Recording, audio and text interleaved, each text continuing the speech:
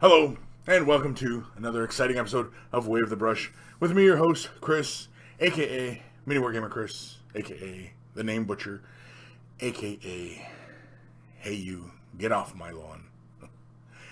Way of the Brush, the most informative 120 minutes on the internet on the wargaming lifestyle. We'll talk about painting, terrain, conversions, and everything under the sun. We usually delve into a lot of painting talk, as well as a lot of what's under the sun.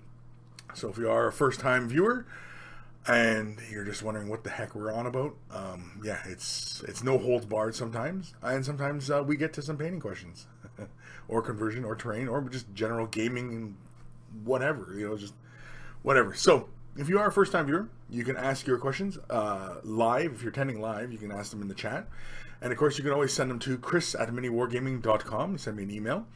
You can send attachments of your pictures, and send them as attachments. Don't send me to Imager or Flickr or I don't know. Is PhotoBucket still a thing? I don't know.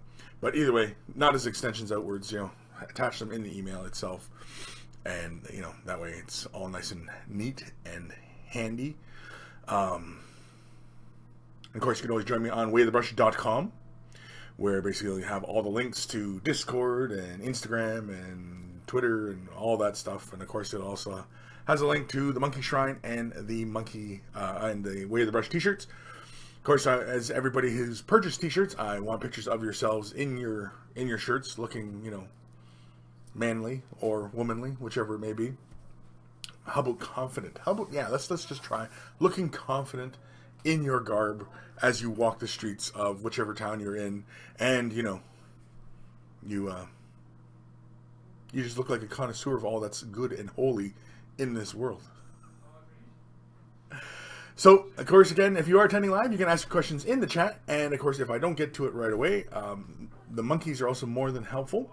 And as far as the monkeys are concerned, we have who's joining us today.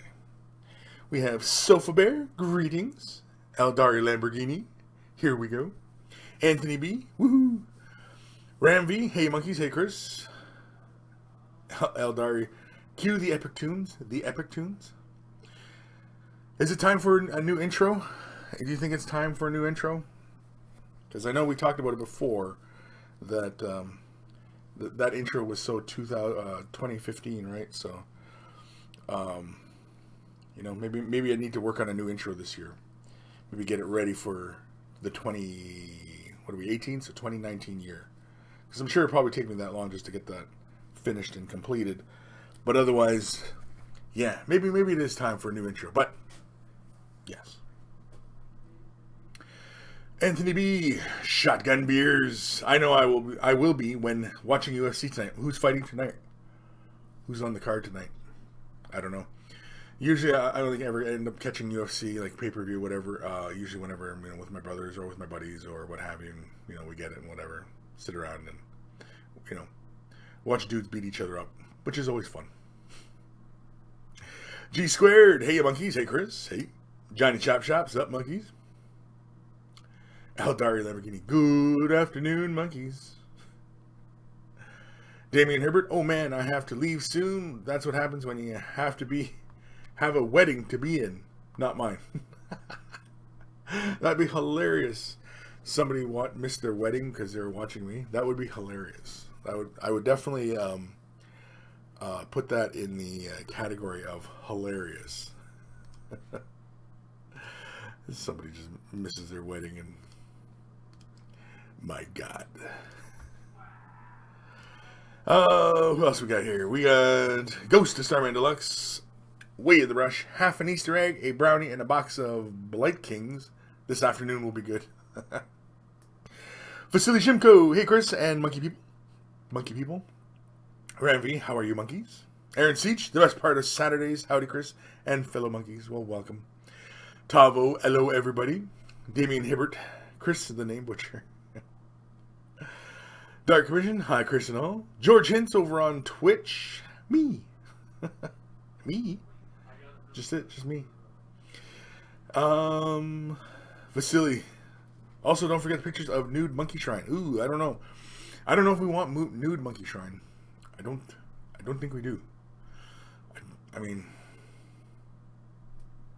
I know I don't really want to see that. Tyler Bortel, hey Kris. Spelled my name wrong. It's Kris. Unless you're saying hi to another Kris. I don't know. Ram V, nah, I like the intro. Oh, you like the intro? Okay.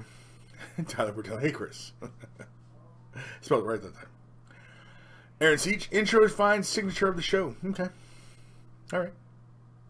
Derek Luderus, thanks for reading my email last week. And what is OSL lighting for eyes? What is OSL lighting for eyes?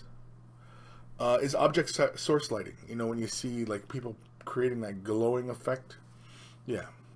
I think that's what you're asking, right? What is the OSL lighting? Yeah. It's like when the people... You basically create this like halo of color. So say for example, if it's like red eyes, you have like a deeper red, and then you build to a brighter red closer to the source of the eye, and then you have the eye, right? It's just a way of painting the impression of the eyes are illuminated. Now it only really works well with darker base tones underneath. Like if you had a purely white model and you had glowing, blue eyes, it's really kind of hard to convey, and it ends like it's got to be very, very subtle to do, to convey that light color like that, because again the model is just so bright, right? Whereas dark models, obviously, it works very well because you have that really strong contrast and you see the haloing. You know what I mean?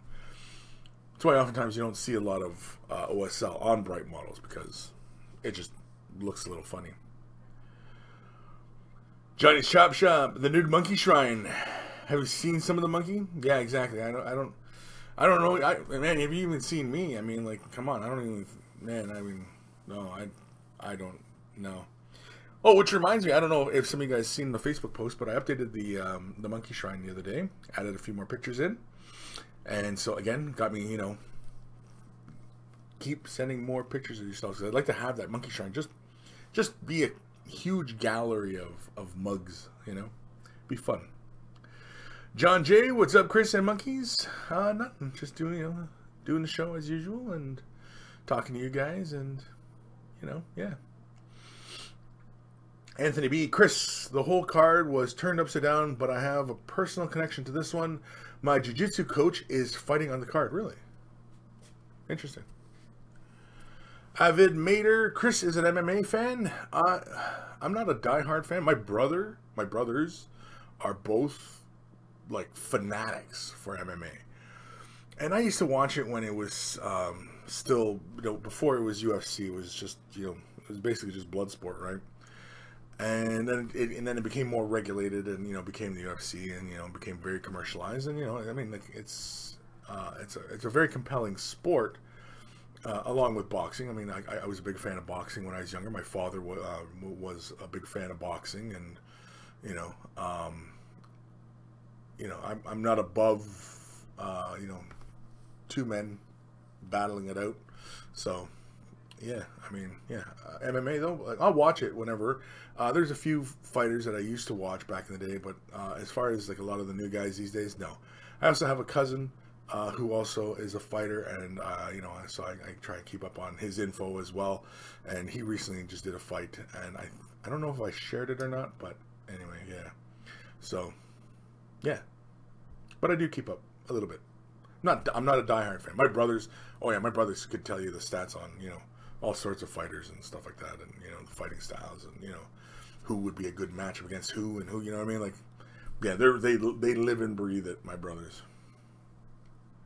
I'm just I mean, I've fought lots when I was younger. I got into a lot of fist fights, and so I mean, I'll watch it and stuff like that, but it's not like it's anything kind of traumatic for me or anything like that. But, I mean, I sometimes, you know, when I'm watching it, you know, it's you know, those old memories of, you know, just kind of squaring down, and you know, and of course, you know, there's, until you've experienced it yourself, there's no exhilaration of standing over another man and knowing you've beaten him. And I know it sounds a little barbaric, but you know, hey, I can't help it. I am who I am. La La Levy. Hey Chris, do you ice hockey? Do I like ice hockey? I'm not a big fan of ice hockey. I've played a little bit of hockey in my youth. I used to play street hockey with my buddies and stuff like that, and but otherwise, I was never a really good skater. I could kind of skate, but I was never a really good skater. I have a lot of cousins that, you know, a lot of family, ice hockey and stuff like that, and it's always fun. But yeah, no, I'm not huge in hockey. And I follow football. My son is a big football fanatic, and my wife's a football fanatic, and you know, so I'm a lot of football in the house. There's more football in my house than any other sport. UFC, hockey, whatever, football. We're a football house. Aaron Seach, I want to see Mayweather get his ass kicked in the octagon. Anthony B. Evan Dunn. Oh, that's the coach. Giant Shop, Citadel versus Windsor Newton Series 7. Which is better? Well, it depends. It really depends. It's entirely objective or subjective. Because, well, if we're talking price, then I'd have to say Citadel, because Citadel get the job done. In comparison to Windsor Newton brushes can get pretty darn pricey. And even when I get like my big artist brushes, they can cost me like $50 per brush. It's pretty darn expensive.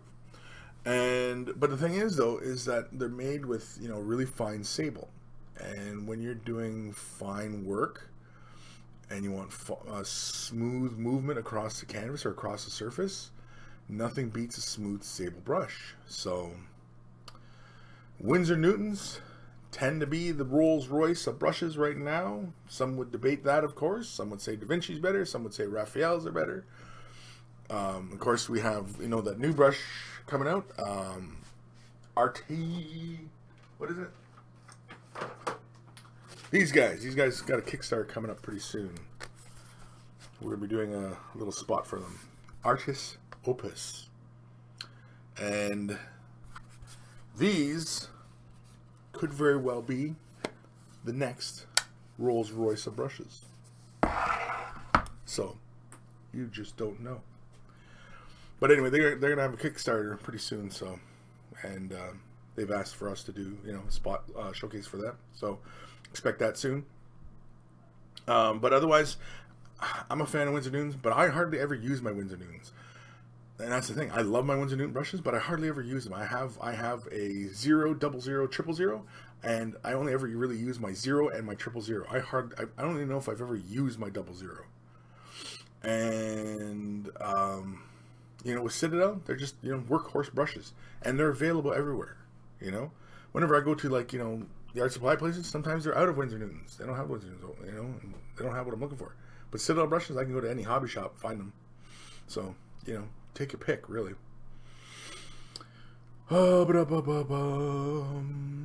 Kurt, hey Chris, you look like you just showered. What time is it there? I still can't hang by spray painting my minis, especially priming. Any tips or tricks besides the usual? I can't get the hang of spray painting my minis, especially priming. A lot of times it is nuance, and no, I didn't just shower. It's just because I have a lot of conditioner in my hair, and it's just keeping all the dampness in my hairs, and I'm just kind of sweaty, just because just standing here and just moving and being vocal and just, you know, getting worked up. But anyway, as far as spray priming and such, you know, try to do it in a cool, dry, damp place. Cool, dry place, not damp. You know, if you got like a garage or any kind of sheltered kind of space, you can spray outside, of course. I don't recommend spraying inside. I mean, you can, but, you know, I don't really recommend it. Especially if you have family members and such that will complain. But I often find with the spray cans and such, it's just, you know, 12 to 15 inches away. And often what I do is I make sure the can is really, really shook up. I often will shake it, turn it upside down, shake it, right side up, shake it, you know what I mean? I'll shake it for a while. Then I'll have my model, and then 2 just quick little blasts. I do have videos on this in the Mini Wargaming Vault, by the way. I do have videos on how I go about priming. And it's 2 quick little blasts at one space. And then I turn 25 degrees. 90 degrees.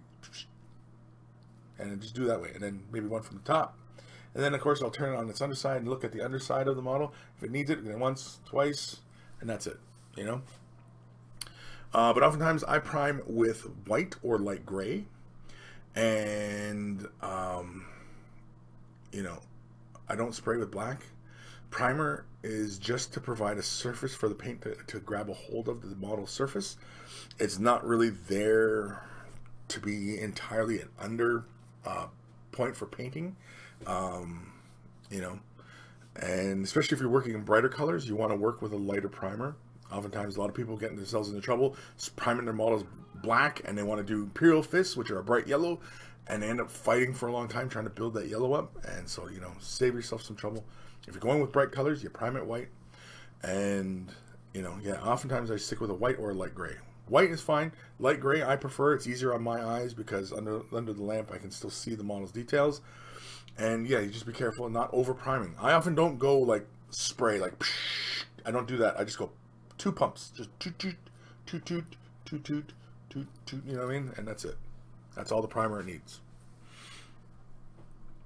Bum bum bum bum bum bum. Where am I?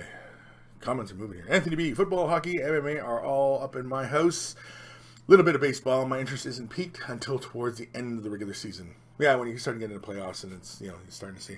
I also have one of my buddies. He also does a lot of betting on football and stuff like that. And so we end up watching like we watch every game because you end up betting on everything, right? So Johnny Shop, Pet and Gladiators. The loser model gets the tree shredder. Oof. Jeez Louise. Ovid Mater. Kris, speaking of Kickstarters, ton of amazing ones over the last 30 days, plus a few upcoming ones. Did you see they're bringing back Confrontation? No, I didn't. Send me a link. I'll check it out. Danny Eccles. I'm actually really disappointed with GW's current range of brushes. They just don't last very long. I'm actually looking for a high quality brush to go over to. Well, see, the thing is, though, is if you find that the regular, cheaper kind of brushes are not lasting you, then it might be your painting habits. Because a high quality brush is really more about brush control. When you're getting into fine sable haired brushes, or any finer brushes as it were, because some people prefer synthetics, getting like it's really you're refining your control of the paint. And when you're getting into sables, really it's about working with the paint in a very thin consistency, because you're often doing very fine glazes and things like that. And really the draw of sable is that it holds more of the thinner color in its bristles, and it gives you longer brush strokes as you're working, versus non-synthetic and, you know, cheaper brushes. Now, so like I said, Citadels are fine, but if you are dunking your brush into the paint pot to get paint, and you're doing that with your $50 brushes, that $50 brush isn't going to last long either. If you're not using brush soap to clean the hairs and preserve the point on those brushes, it's not going to last you long. You know what I mean? Like let's see here. This is one of my fine detail brushes, and you can see it's got just a little bit of buildup of soap there in the bottom, but otherwise, yeah, it still comes to a really nice fine point. You know, you just gotta take care of the brushes. You just gotta take care of them, and they'll take care of you. But yeah, because even like the cheaper brushes will last you a while, you know. But yeah, it's really about your brush control. That's what it's really about when you get into these finer brushes. I mean, like I'm looking at these new guys here, these Artis Opus, and they're all really nice, and they also have a really nice bristle length, as you can see there. This is their which one is this? This is their 1? Yeah, this is their 1. You can see. In comparison to, say, the 2, which we'll grab right here. Grab the 2, and you can see here, and you can see the 2 on, or yeah, over here, about the same bristle length, but a lot thicker, right? So basically, what that means is that you're gonna be able to cover more surface area. Now, not like a Space Marine versus a Land Raider tank. It's gonna be that kind of world difference. We're just talking, a couple millimeters here. But yeah, so it might be, if you're finding your brushes are not lasting you long, it's probably how you're caring for them. Like, are you using brush soap to clean them after paint sessions? Like, are you careful not to get paint all the way up into the furrow? Like, these are all things that will kill the brush very, very quickly. And if you don't really have good habits in the beginning, then you're going to find that you're just going to kill brushes later on, and it's going to become very expensive, especially if you move on to the more premium paint brushes. So anyway.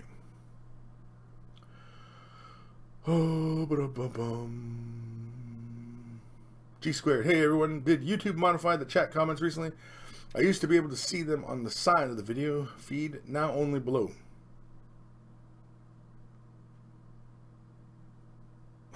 I don't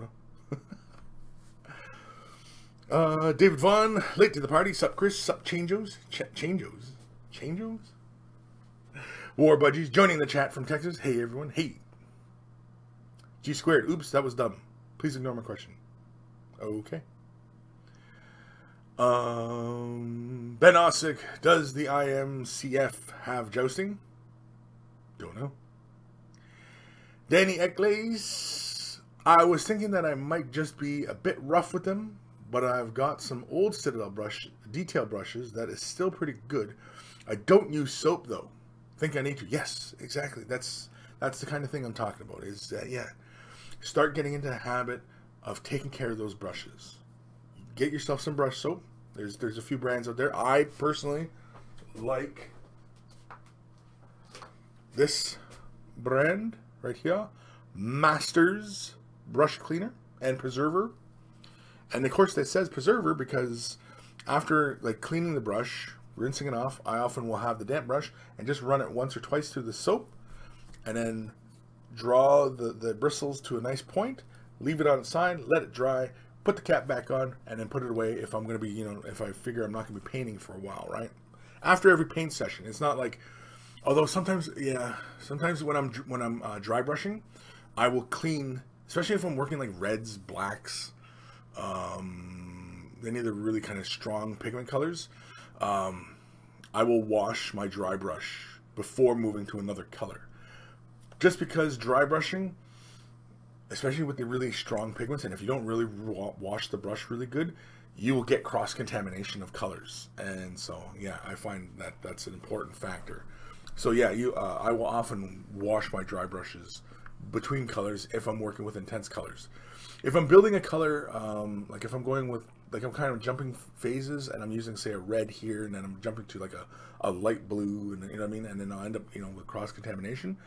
And so I'll wash my brush.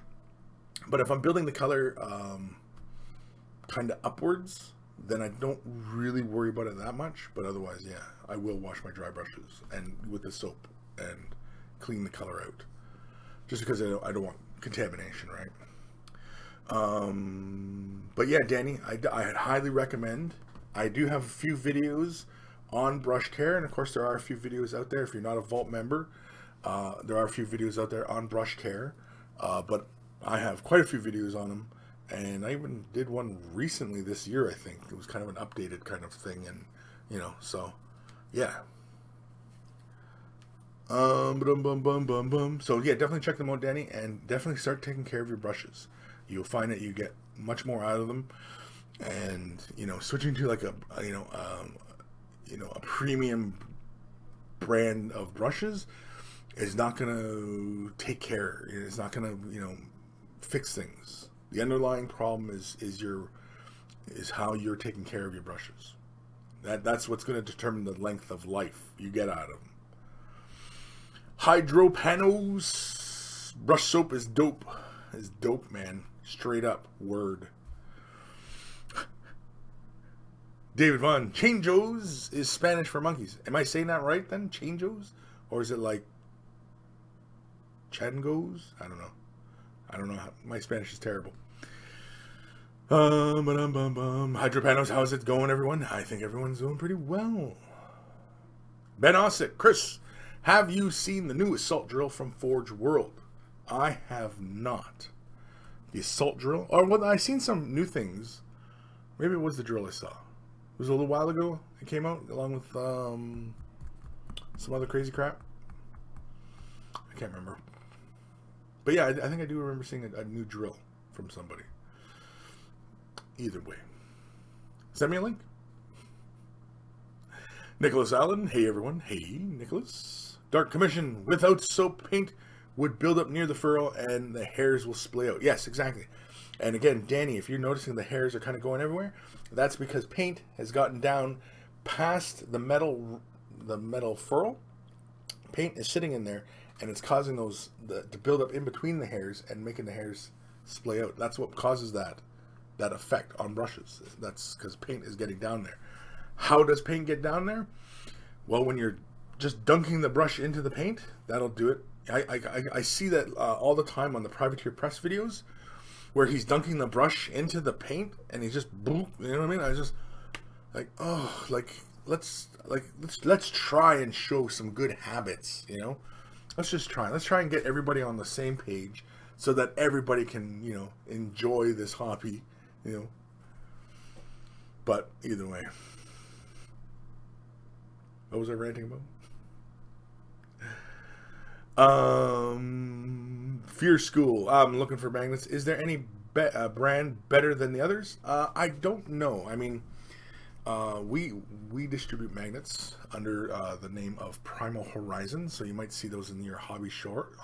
Those are actually mini wargamings, and they're pretty darn good. But as far as you know, any particular brands being better than others, I don't know. I mean, I would honestly, they all come out of China.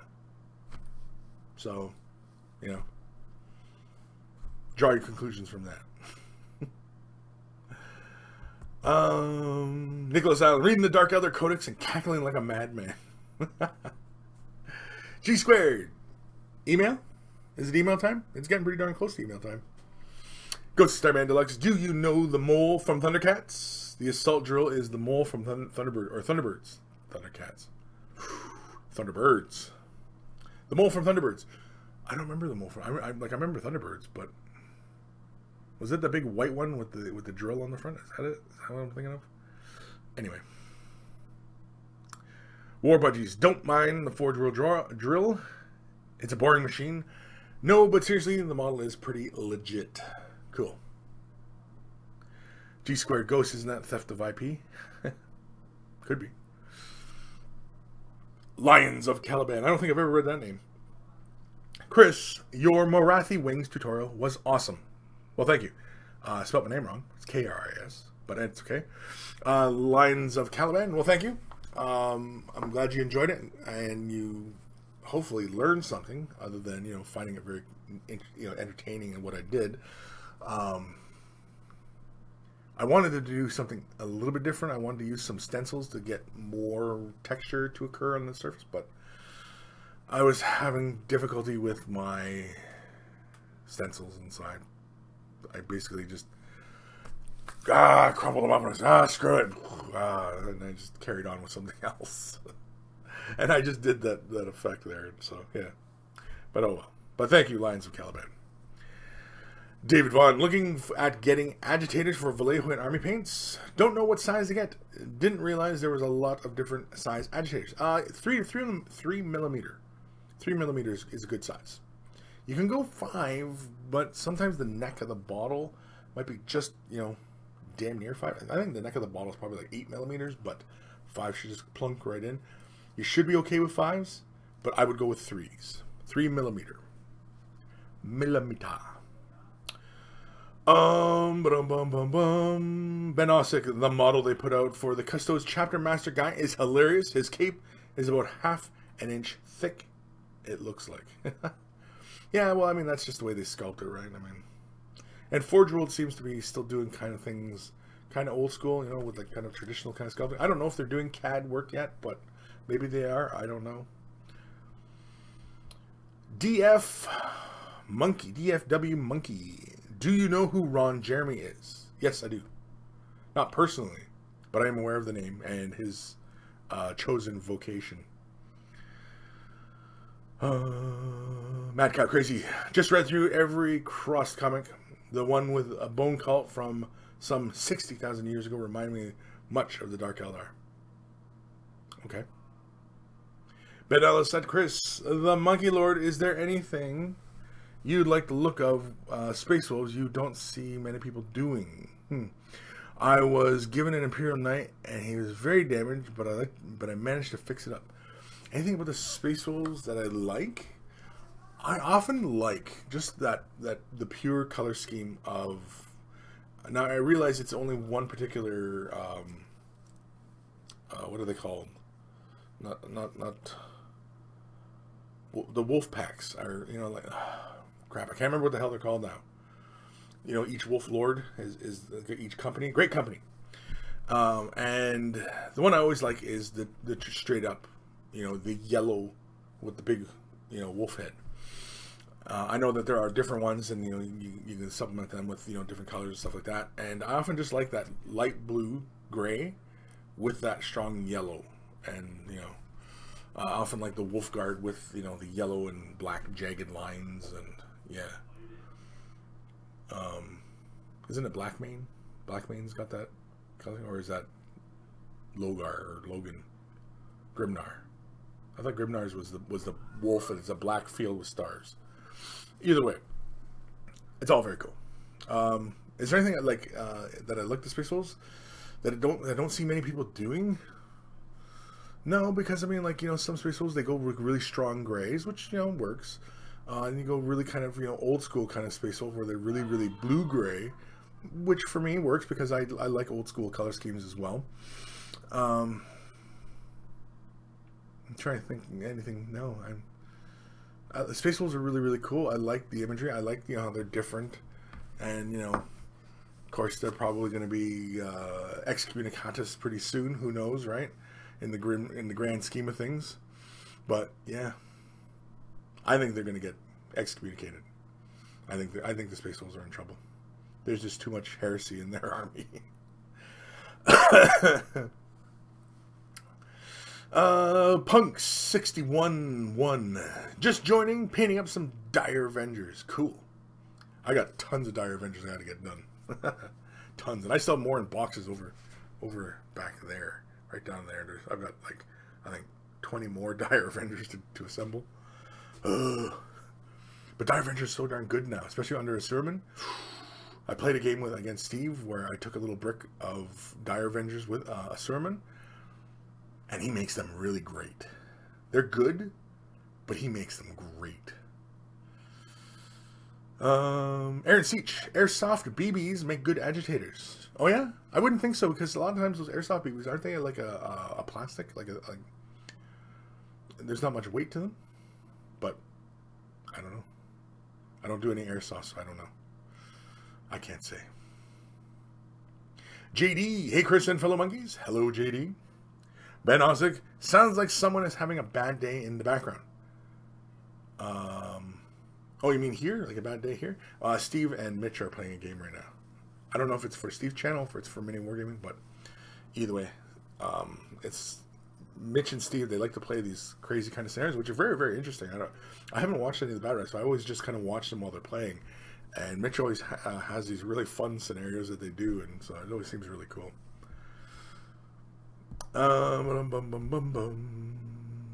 JD ordered an airbrush this week. Can't wait till it gets here and I can get stuck in. Very, very cool.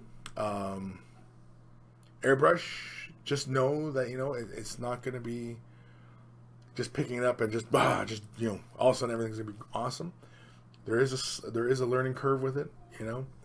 You're going to find that learning how to control your PSI and the thin and thickness of your paint, how it plays a role in your control of the colors. But if you have a crap ton of models to get done, there's no better way to get a whole crap ton of models done than with an airbrush.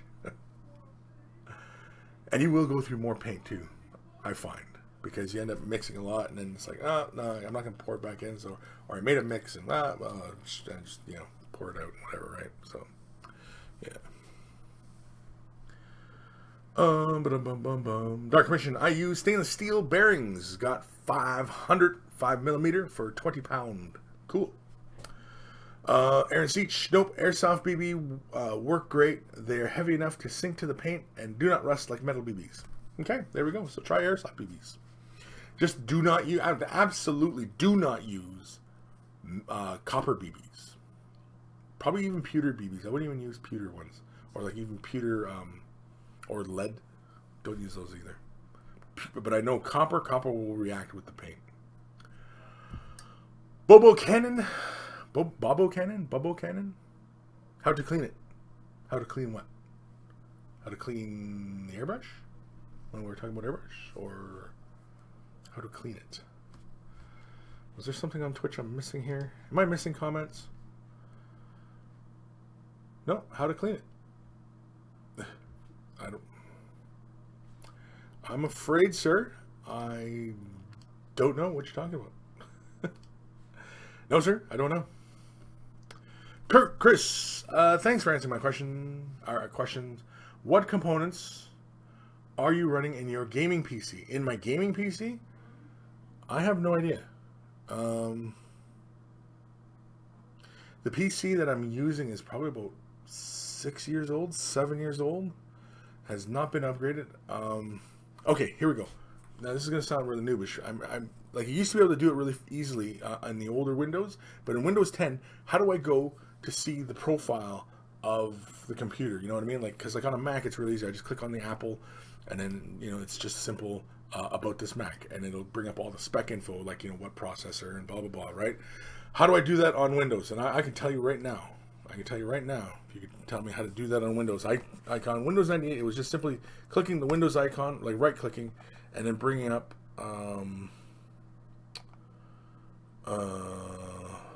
wasn't device manager, system. Let's try system. Oh, hopefully I don't mess anything up.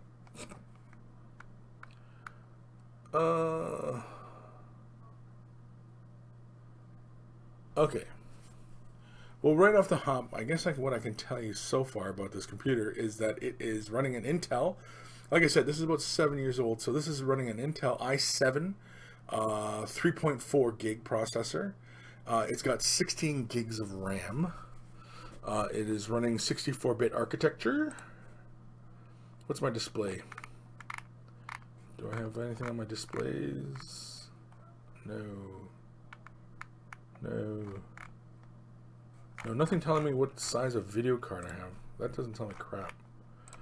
See, I don't know why frickety frick that frickin' Windows changes this stuff around.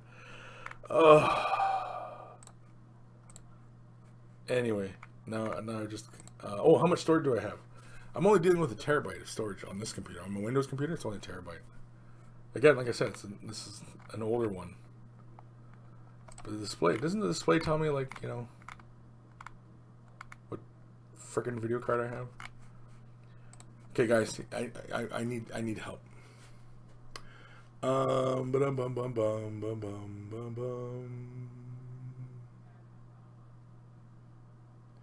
Bobo Cannon. One of the things you have to learn with the airbrush. Oh, yeah, how to clean it. Yeah, okay, yes, exactly, yes. That's another excellent point, Bobo. Is, yeah, because JD had mentioned that he just got an airbrush, and that is a very big one. How to clean it. How to clean it between colors, and how to clean it after you've done painting session. Yes, excellent point. It's taking care of that brush. Taking care of brushes, right? So, yes, that's another big one, JD, is, as Bobo mentioned, is how to clean it. And, flushing colors and, maintaining the thing. Because, yeah, that is a big part of airbrushing. You find that with airbrushing, you spend probably 60% of the time prepping and, 35% of the time painting. It's just... you know, yeah.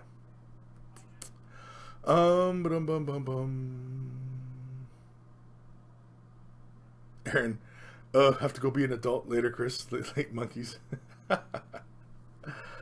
Yeah. G squared. I have to say that I did regular BBs long ago. They did not, and those did rust. Now I have a little jar of stainless steel BBs, $250 for $8, and they have been awesome. There we go. Kurt, 6 and 7 years old. Okay, don't worry about it, man. LOL. Yeah. Device Manager. Yeah, that's what I tried. Device Manager and Windows 10, man. Windows 10. Like, it's, I don't know. They want to make the interface more cleaner and streamlined, kind of like a Mac, and it ends up being really jumbled and just. Anthony B, episode 198, Confessions of a Computer Noob. I'm not so much a noob. It's just I just don't use Windows 10 enough, is what it is. I'm not that familiar with how everything's laid out. Because you'd think between years and years of Windows, where, you know, like Windows 95 to Windows 95 to XP, you know, to 7, the architecture was pretty much the same. And then all of a sudden, they well, around 7, they changed things. But, yeah, I just, Under display adapters. Device Manager under display adapters. In Windows 10. Is that what you're telling me? Okay, so Device Manager. Bring it up. Let's go. And display adapters. Okay, so the video card that I'm running is an NVIDIA GeForce GTX 560. Now that is pretty old. I don't even know how much RAM that has. How much RAM's in that? Come on, you gonna tell me? You gonna tell me? Come on, tell me. Come on. Come on. No. So whatever graphic card that is, whatever RAM that has, that's what I'm running. Now, mind you, for this live streaming stuff like that, it seems to run pretty okay. Runs good.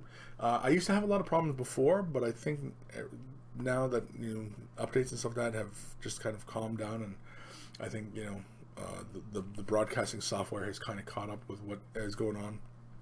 I think everything's fine now, because earlier in the year, I was having a lot of problems. The friggin' thing would crash on me all the time and just pissed me off. Bobo, could you go through how you do it? Okay, well, there are a few videos on cleaning the airbrush.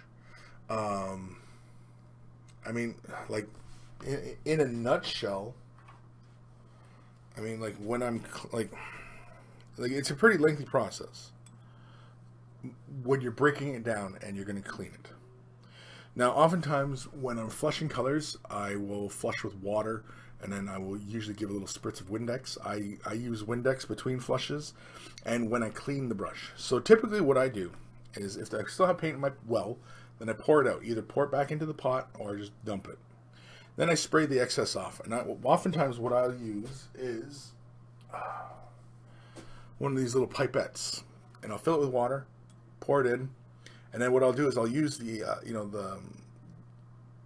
the action of this to work the water back and forth, and that kind of shakes anything loose inside the well. And then I'll spray that off, whatever. Do that a couple times with water, and then I'll give a little spritz of Windex inside there. And oftentimes what I'll do is I'll draw the hammer back, or the trigger back, so it draws the needle back. Windex will fill the nozzle, and then I'll release it, and then I'll let that sit for a few moments, and then I'll take, like, my toothbrush or whatever, and I'll just give it a little scrubbing, and then I often will spray at high pressure, spray the Windex out the brush into, you know, whatever, and then of course I'll usually do 1 or 2 more flushes of water, and then that's it. Now, when I'm breaking it down to clean it for the week, kind of thing, like I'm done painting for the week and I'm not going to touch this, then it's obviously I will pull the needle, give the needle clean. I will re-lube the needle, put it back in.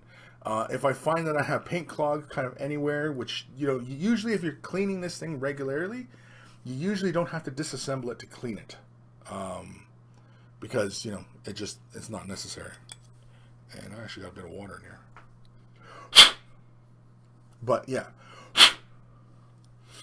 And so, and I mean, like, I take care of my brush, And I mean, like you can see inside there, you can see there's some wear, but it's still pretty clean, right? And the tip of my brush, pretty clean. And I've been using this brush. I got this brush from Badger 6-7 years ago. I don't know. Whenever I started using airbrush, this was the first brush I got from Badger, and I've been using it since. And I mean, as long as you take care of it, your brushes, you know, I mean, like there's some schmutz on the outside, but take care of your brushes, and you know you'll be fine. But I do have many videos on cleaning, and I think even on my channel here, even on my YouTube channel, if you go through some of my hobby videos where I'm sitting there just painting, I demonstrate how I flush my brush and clean it. So hopefully, Bobo, that kind of helps. Otherwise, yeah, I mean, like I'd have to, you know, basically just film another video. But I mean, like I've already done a few videos on it, and in a few of my hobby videos, I show people how I flush. You know, so yeah.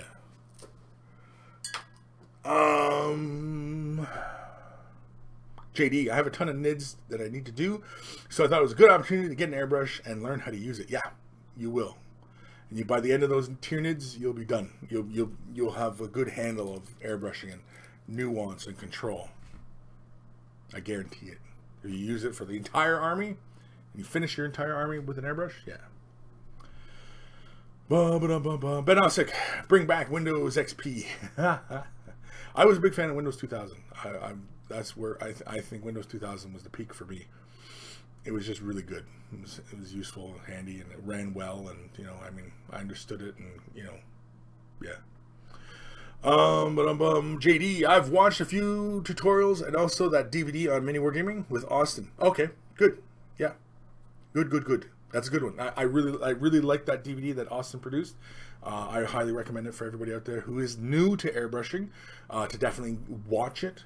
If you are a Vault member, if you're not a Vault member, definitely get in there and have a snoop around, because we got tons of painting videos, tons, answering almost every kind of question you could possibly ask, and even the questions that have not even been asked. Does that make sense? No.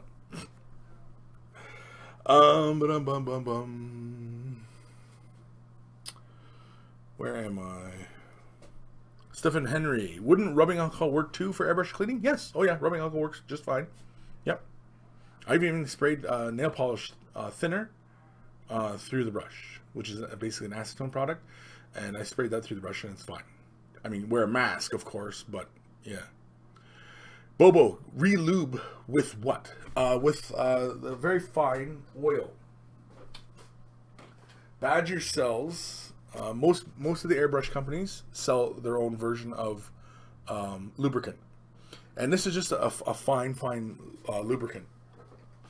And what this does is it makes sure that the parts are running smoothly, but also when it's on the needle, it also helps prevent dry tip, as it keeps the paint just sitting on the surface, right? And you know, it helps the paint just slide right off the needle. So yeah.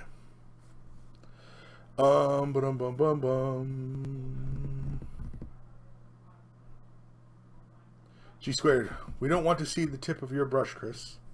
You don't want to see the tip of my brush. No? Okay.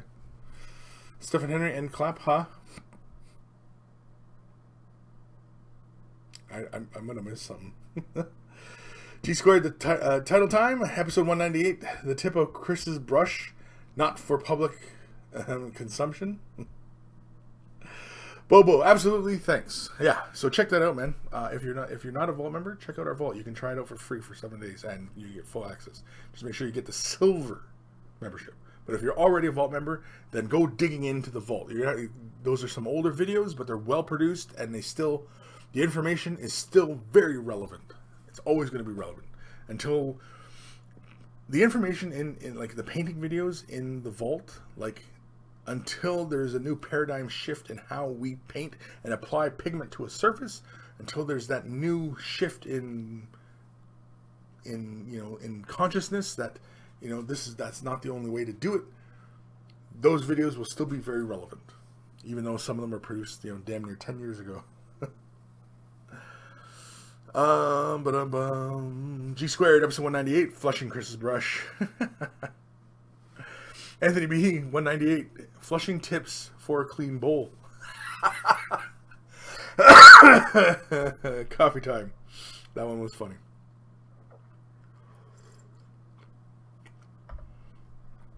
Ben Ossick, honestly, most people today have probably never seen a radiator, that you could actually get burnt on. Yeah. I mean, I used to drive a Firebird, and that radiator was pretty big and got really hot when I was flying down the highways. Mad Cat Crazy, Windows XP was the best for me. Really fast and really stable. Yeah. I had a hard time going from 2000 XP.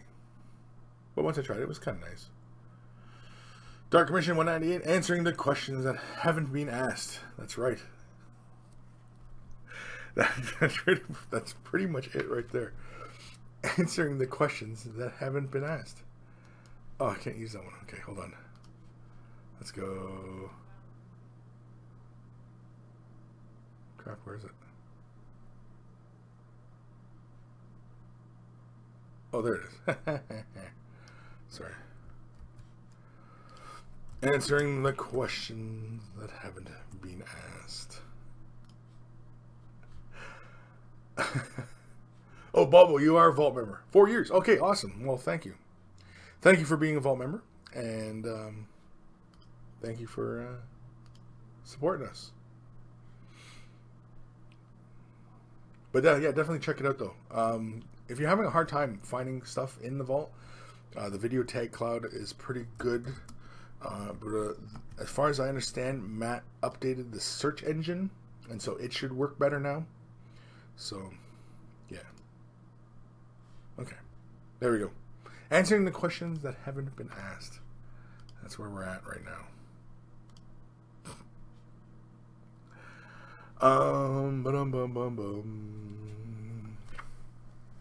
Ben Ossick, hell yeah, it's been a long time since we talked about lube on the show. Yeah, because for the longest time I had that bottle on my desk of hand moisturizer, skin moisturizer, and everybody kept going on about it being lube. Wasn't lube, moisturizer.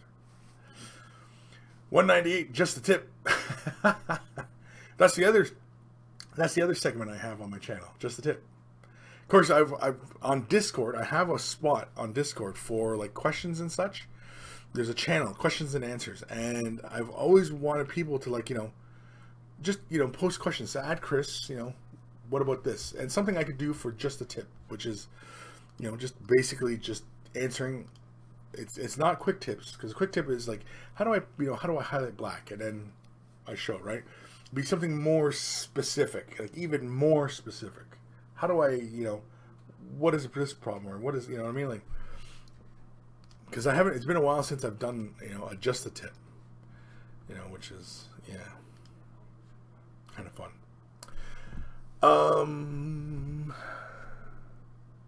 Johnny Chop Shop, episode 198, saving Kris brush.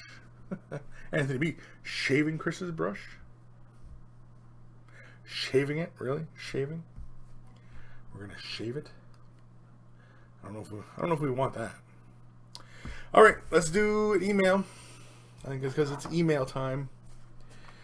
And let's say headphones. Email time. Email time.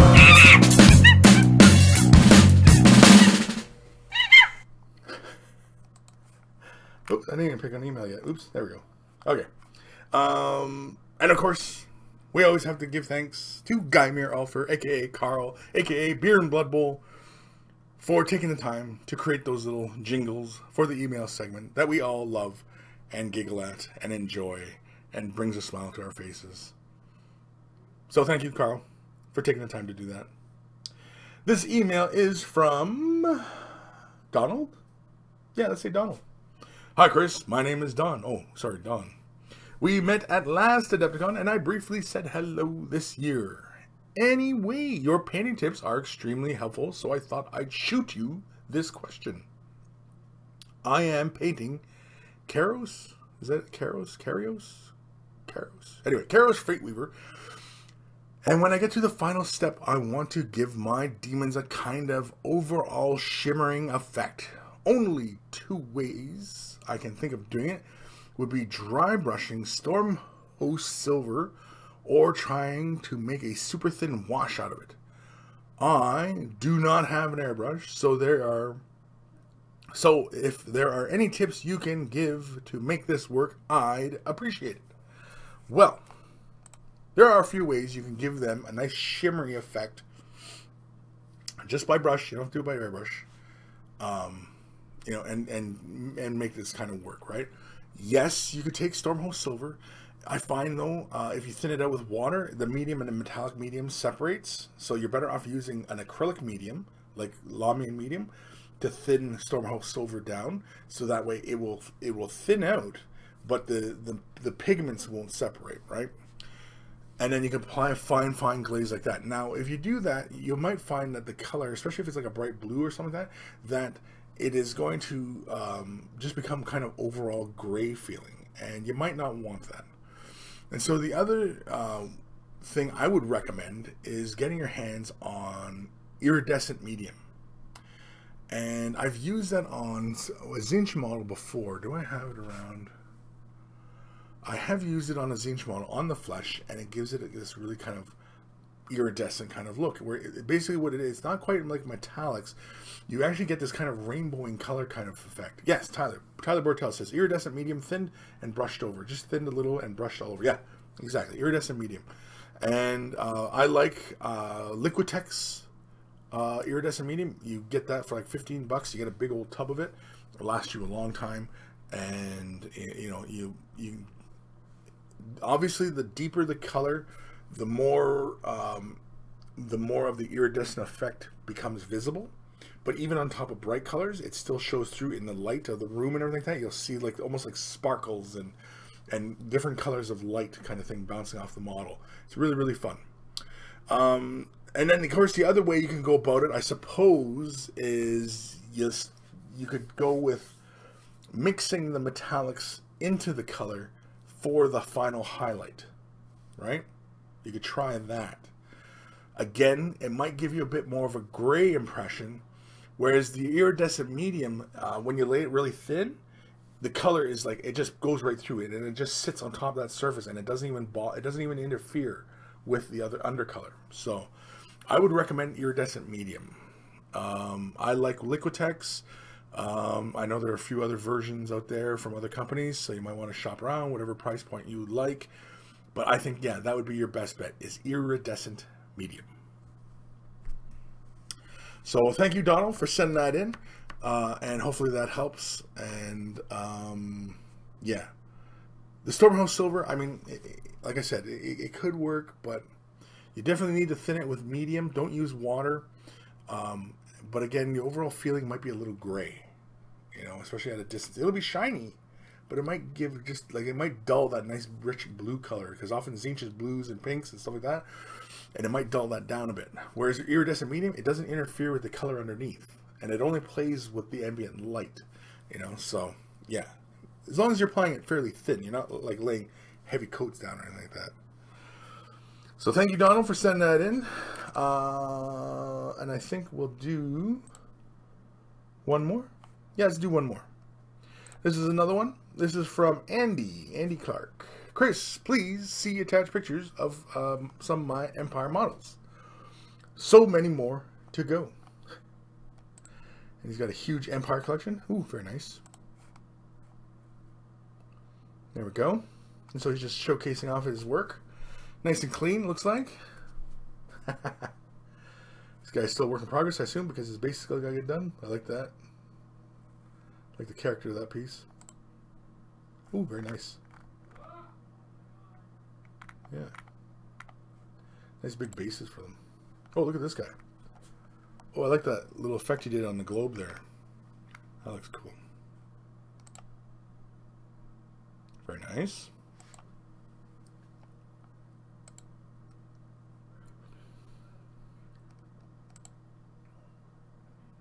I really like them. Nice and clean.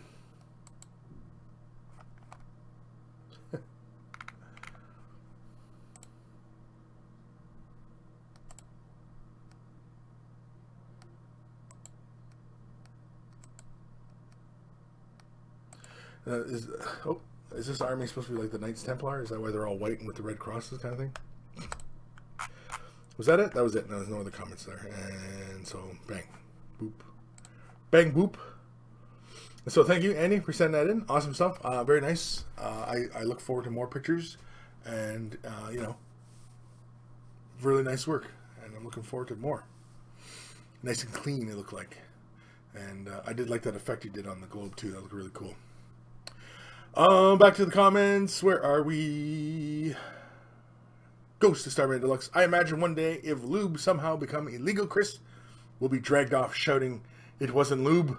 It wasn't lube." But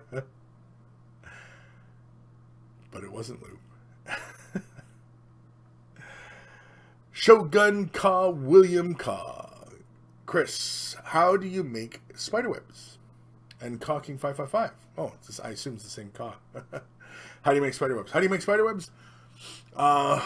Well, there's a few ways you can go about it. The one I like is using crackle medium through an airbrush. It's really one of the easiest ways. And you can go and pick up any, you know, any brand of crackle medium. I bought this generic brand of crackle medium. It only was like $2.99 US. You know, just some generic stuff. It flows like water, essentially. It's not very thick. It's a little bit thick, but it's not too thick. And spray it through the airbrush. Just find the right pressure distance from where you're working, and you'll see this stuff. If you remember, like the old Godzilla movies, you know how like Mothra, when he was still like a pupa or a caterpillar, and he's like spraying out the like silly string out of his mouth and everything like that. That's what it looks like coming out of the airbrush. It's kind of fun. It's like silly string. It just it comes out. But you gotta find that. You gotta just tweak the air pressure and you know how much you're pulling the trigger back, and yeah, you'll get a nice little flow of web. You'll feel like Spider-Man actually, and that's a fun one. The other one, which is fun, is I like the Uhu glue, which is basically, you know, all-purpose contact cement, right? But it's clear. It's very clear, and you just put a little dab in your fingers. Like often, what I do is I put a little bit on my palette, and then I just dab my finger into it, and then I just with my fingers played with it until it went to like little strings, and then I just attached to the surface. And that's what I did for my crystal brush entry. That's how I did the cobwebs on that model. It was like Uhu glue, and then attach the webs into the fingers and stuff like that, because using the crackle medium, it wasn't, because I wanted the webs to span the gaps of the fingers, and the webbing wasn't spanning the gap, and so I used the Uhu glue to bridge that. And yeah, and so I was actually thinking of spraying that and getting that bridge to occur, and then, you know, redoing it. Because actually my model, she didn't survive the trip home, and so I actually got to do a little bit of repair on her. I just got to remount her and stuff. I was actually considering selling it, my crystal brush entry. I was actually considering putting it up for sale. Maybe. Possibly. I don't know. Is there anybody out there who wants it? I don't know. Did anybody see it, really?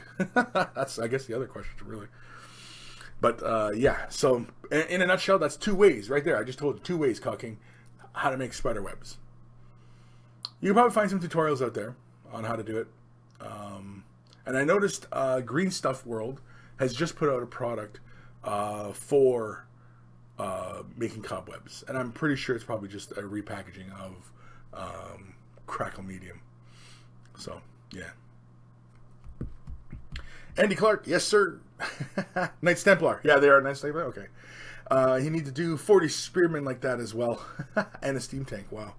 Cool. Well, send more pictures, Andy, because those were really nice. And I mean, I realized a lot of those were still work in progress, and so I'd like to see some more, you know, finished pieces. It'd be very cool. The voice of the Emperor.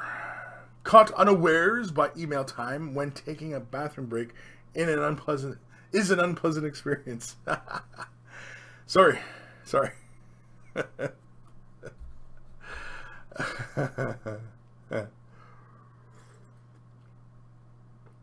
Tyler Bortel, compressed air and hot glue. I've not tried that one. Like using the airbrush and hot glue and trying to get those little stringies to go. I don't see why it wouldn't work. Again, like I said, but I mean, when you, like the all-purpose like Uhu glue, and just doing it in your fingers, you just do this like once or twice, and you get like a good gathering of webs, and it's like a whole thing of webs, and you just put that onto the surface, and it works really, really well. It's really, really fast, and it's probably the least fuss, because again, like using the crackle medium, you have to have an airbrush to do it. You have to have an airbrush, whereas if you use Uhu glue, you can just do it with your fingers, for God's sakes. You can just and stick it on. So yeah. Vasily Shimko, plastic glue leaves some kind of web-like stuff. You could try playing around with it. Yeah, well, yeah, and that's the thing, is a lot of plastic glues, especially the thicker stuff, like for models, and like it's really, really smelly. That's the kind of glue. And yeah, you can put that on your fingers and just bleh, bleh, bleh, you know, and stick it on. Ben Osick, remounter. Kris, you're married. Dark Commission, remounter. Unfortunate choice of words. Remounter, yeah. Well, I mean, you know, what's that expression? Get back on the horse?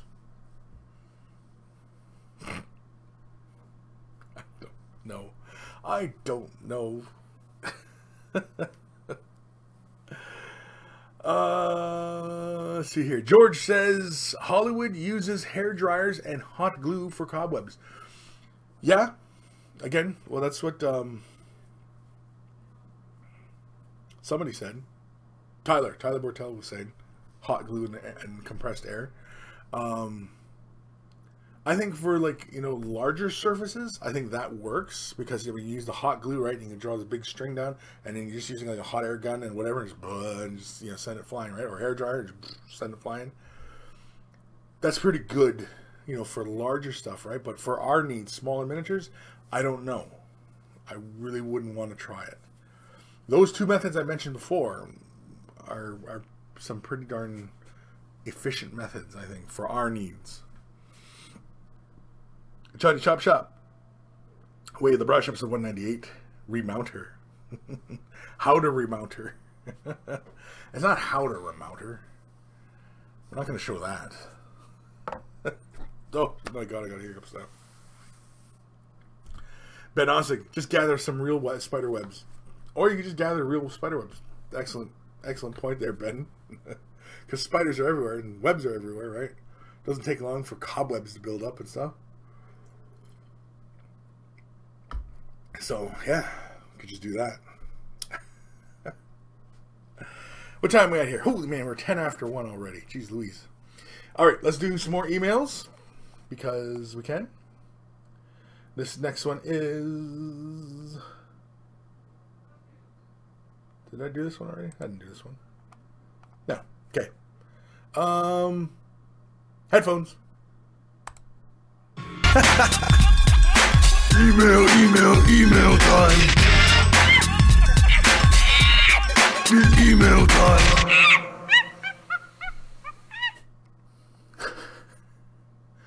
This one is from Ben Ellis. The head is not yet finished, but here is a bit of progression from Awakened Realms for you, oh great monkey lord. And so this one was a 3D print, right? This is going to be a head for a Warlord Titan that I guess is going to have kind of this Space Wolf-like theme. Awakened Realms, they do some really fantastic paint jobs. They're apparently a very good painting service. I don't know if we've used them a lot. I know we've probably gone through them a couple times. Turnaround has been fast, and so I have yet to hear any problems about this company. So anybody out there looking for a commission painting service and you got a big project to do, give these guys a try. I think these guys are in Poland. Are they not? Poland, I believe. It seems like all these big painting companies are in Poland these days. Anywho, this is Ben's head for his Warlord Titan. So imagine now, this is a head for a Warlord Titan. This thing's pretty big. It's probably about almost the size of your fist. About the size of the palm, I guess, eh? Ooh, gonna get some red in the eyes. Yeah, Awakened Realms, you can always tell their paint jobs, because they often bring a fast gradient up on the surface, and then they do a quick edge. which is a very effective way of obviously getting painting done, right? Create a quick gradient and then just do a quick edge, and you know, it's done. I mean, it's very effective. It looks good. I'm not knocking it.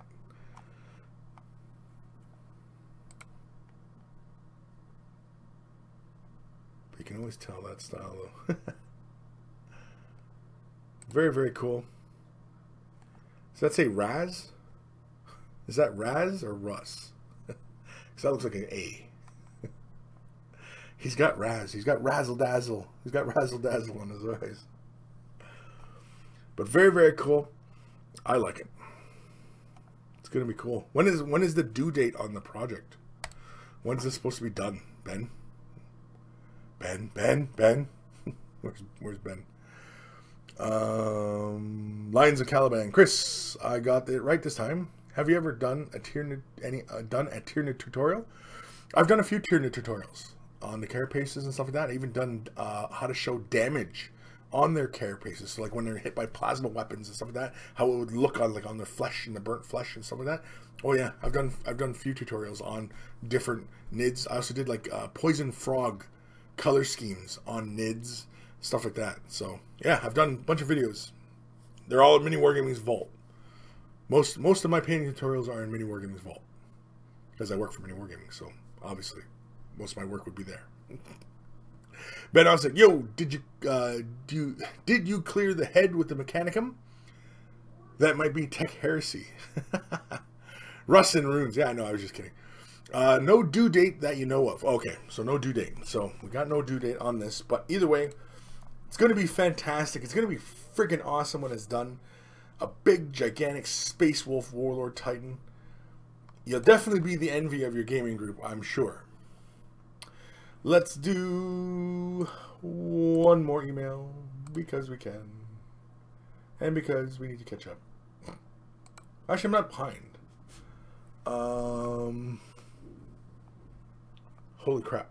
Tyler, you sent me a bunch here. I don't know what the heck's going on here. Anyway, this email, let's click this one here. Yeah, so this might be a little bit off. No, it's good. Okay, so, as you can see, we're only 7 days behind. It was pretty darn good for old Kris.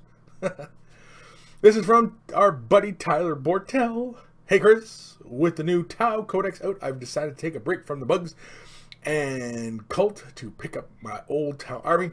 Here's my first commander, magnetized of course. Any advice welcome, especially regarding the airbrushed highlights on the blue. I'm still learning how to make them not too subtle, but not too stark.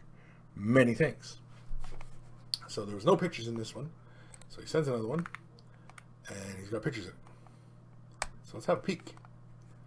Ooh, look at this. Very nice. I'm pretty sure he said he magnetized the options. So it looks pretty good. Nice and clean. I think a little edge highlighting. As I was mentioning with, you know, I could tell like Awakened Realms painting style, because this looks like you did it with an airbrush. Or maybe it's just dry brush. It almost looks like airbrush to me. But either way, if it was airbrush, I think like a little edge highlighting, just like on the high points, would really bring out that color transition. Like if you came in, like say if this is light blue, say this is like Teclis blue, and you came in with something like Baharoth blue, and just did a small little edge, just a tiny little edge highlight, just on some of the corners here and stuff like that. I think that would really make this pop. Also drilling out your barrels. But very, very nice. Very cool. Okay, so let's go back. And so not sure why the others don't work, but here we go. We got more. We got more Tyler goodness. Nice and clean. Like even your icon work and everything, that's nice and clean. The golds. Color scheme's nice. Little eyeballs, little lenses.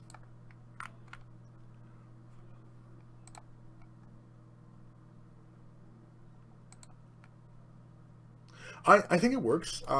You're concerned about being too subtle and too stark. I think if you added that slight little edge highlight, I don't think it would become too stark or too subtle. I think it would really kind of bring out some of the details and such. Yeah. Otherwise, it's nice and clean. I like it. And despite not having a collection now, I still like Eldar Tau. Of course, I like Eldar. I think that part's kind of obvious. And so yeah, awesome stuff. Thank you, Tyler. What a really is 3 a.m. paint job. Panel lines on the Fusion fixed. Cool. So, oh, and I might show his email, but anyway. But very, very cool. Thank you, Tyler, for sending that in. I think just a little edge highlight would be very cool on the model, and I think it would be very, very, very, very cool. Just to bring some definition, bring out that detail. Where am I? Ebb and Flow. Sup, everybody? Sup, Ebb and Flow? Sup. All right. What time are we at here? Holy man, we're only at 20 minutes. 20 minutes after. Okay, so we're still good. We're still good shape. We're still in good shape. Still in good shape. Yeah. Yeah. Okay. So let's continue on and let's do some more emails. Jacopo Mangalo. Hi, Chris. You're awesome. Well, thank you. Thank you, Jacopo. I think it's Jacopo, right? Jacopo. Anyway, name butcher. Can't help it. Tyler. Thanks, Chris. I'll give it a try. Yes. Just a little edge highlight. Just your finest detail brush. Use just the sides of the bristles and just get those the corners, the high corners and stuff. And just kind of make those, those areas kind of pop. Do another email. This one is from Vaughn. We'll just say Vaughn. Hey, Chris. First thing, love your content and all your paint jobs. Seriously beautiful Eldar collection. I have just I don't know how to pronounce that. It's Skathak?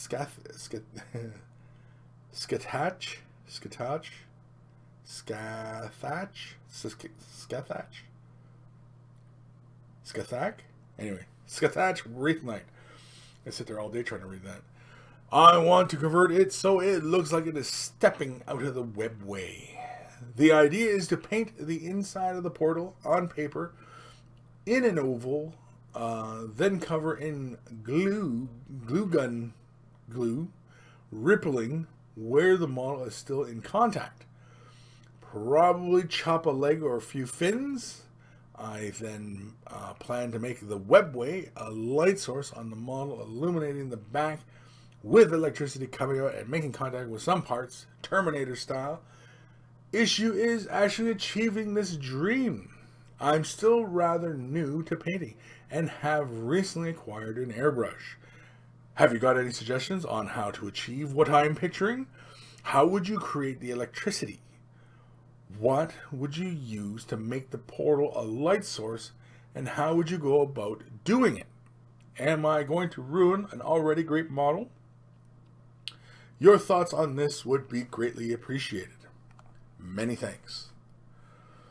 Okay, so now this is all theory, but hopefully this kind of sparks an idea, Vaughn, as far as achieving your goal. So first of all, this piece you want to create, is this piece going to be something for competition where basically you're going to put all your effort into it and it's just going to sit on your shelf, you're never going to play with it, this model is just purely just for display?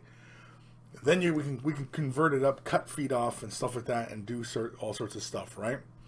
If it's something you want to play with afterwards, and this is more like maybe a display base for it, kind of like the Horus Heresy models where they have the base within the base kind of thing. Ooh, Inception, and and it's kind of a scenic kind of base for the model. If that's the route you want to go, okay, because really what it comes down to is if it's a display, then you can cut the leg and say he's kind of striding through, and so say one arm is coming back and it's into the portal, right, and his other leg is kind of touching back into the portal, so it's kind of like he's just kind of striding out of the portal, and so you can basically cut those points, right, and then you can illustrate that.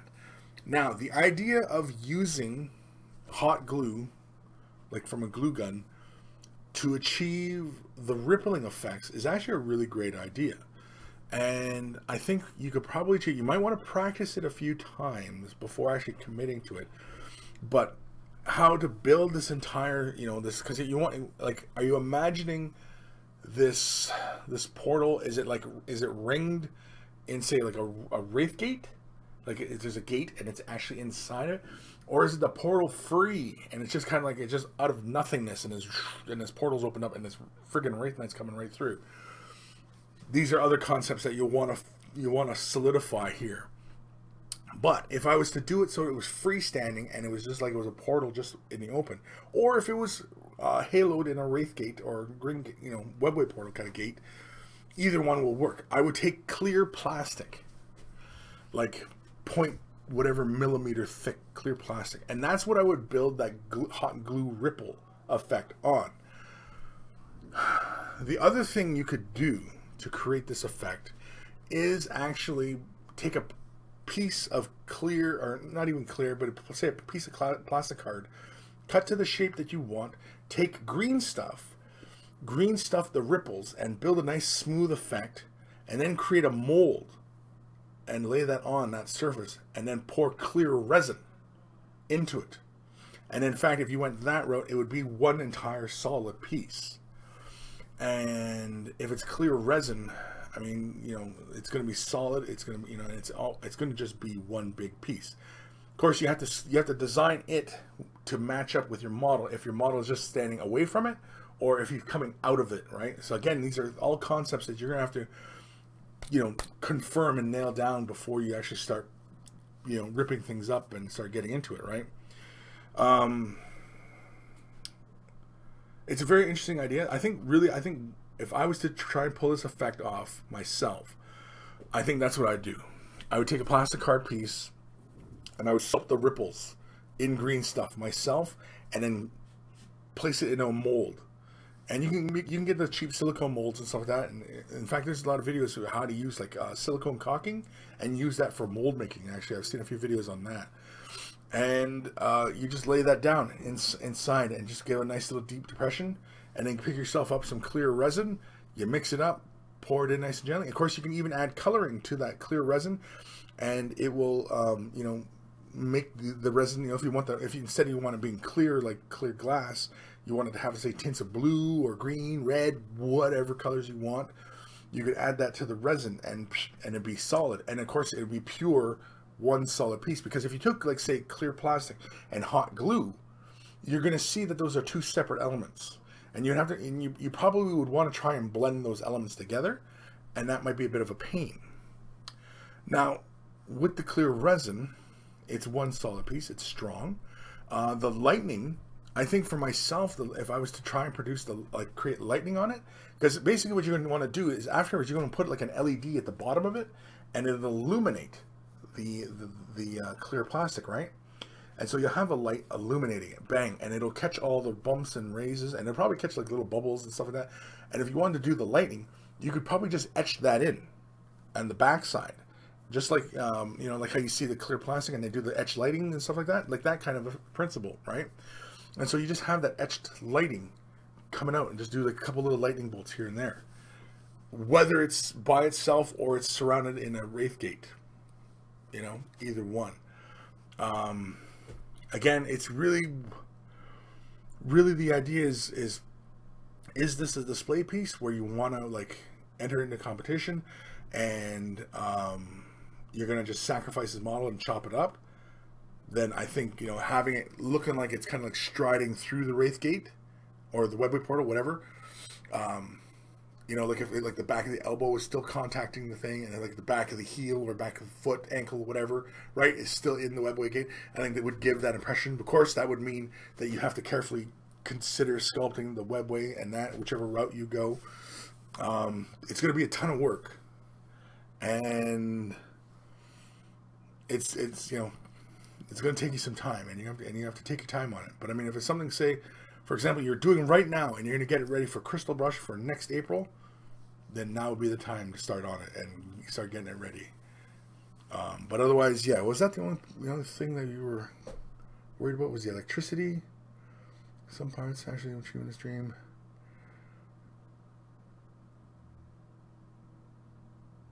Yeah. It all depends. Like I said, like it all depends on what you want to do. Because if you want to do it just like a scenic base, then you could just have the Wraith Knight just walking and, you know, whatever, or have him whatever pose, and then do the Wraith portal, so that maybe whatever part was closest to the model, it looked like it was still kind of rippling.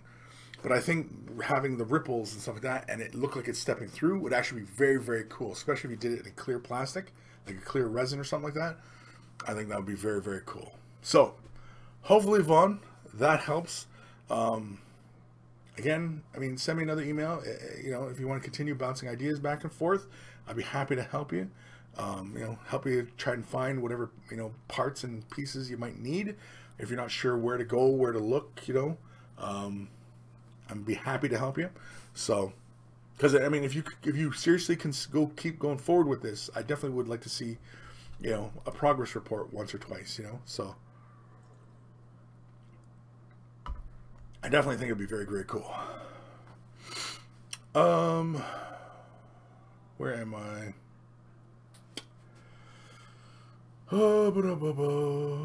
Jacopo, what you think about the new IDNF models? Love them. I think I'm gonna have to get them. I think I might buy those flying turtles. I'm probably gonna have to buy them. Stefan Henry, Kris, do you have any suggestions on a good satin varnish? Vallejo makes a good one. They sell them in good portions. They're good for brush and, well, this is a matte. I had a satin around somewhere. But they sell them in these nice big bottles here. A couple bucks. Work great.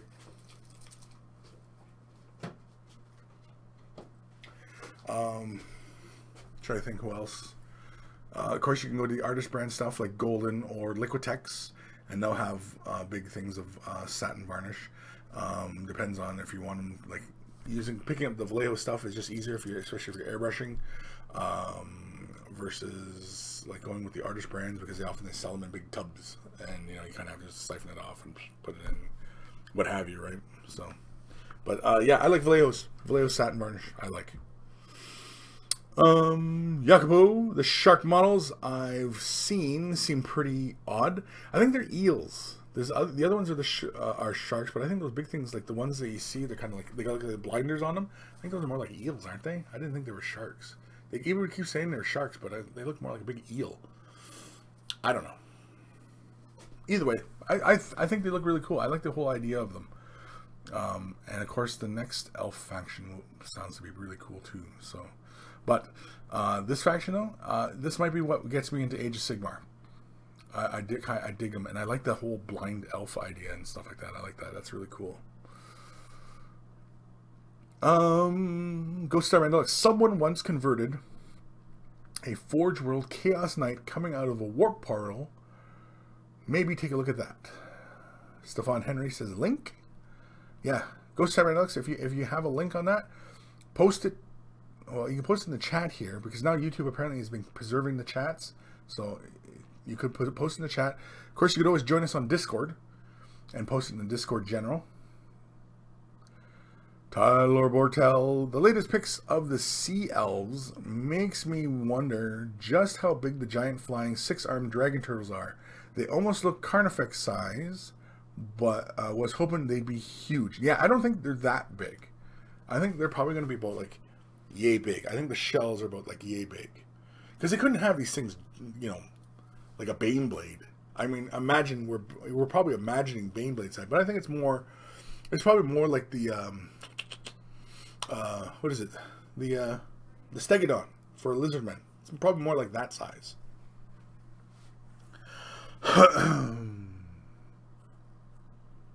Tyler Bertel, there are two separate kits. Eels are ridden solo. Sharks are manned by multiple riders. Oh, okay. Cool. Voice of the Emperor. Never used varnish on my models. Could you give a quick overview of the difference between satin, matte, and gloss, and what effect they have on the model? Okay. When we're varnishing our models, which I highly recommend if you are playing with your models, right? If you're playing games and stuff like that with your models, definitely varnish them because you want to preserve your paint job. Otherwise, your paint's going to wear off and your corner's going to be gone and, you know, stuff like that, right? So you want to varnish them. I often find gloss varnish works best, although a lot of people don't care for gloss, so they prefer matte. I actually prefer, when I'm varnishing, to lay down a layer of gloss first, not heavy, just a little layer of gloss first, and then hit it with either the satin or the matte to go for the final effects. Now, when looking at the effects of the model, if you wanted to have like a visual presence like on the table and visually achieve certain looks, like for example, the skin could be kind of have a matte kind of look, or you say it has fur, and that could be kind of a matte kind of look, but say you want the armor to be shiny, you can hit that with gloss. You know what I mean? So like, there's also that way you can use the varnishes to achieve a visual result with the model. But otherwise, gloss will give you a very shiny look. And if you lay it in nice and smooth on the model, it'll give you like almost a glass kind of look. Satin is in between matte and gloss. It's actually a little bit duller, but it still will have a bit of a shine to it.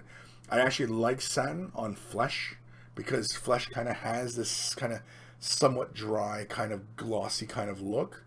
And so I like satin in that regards.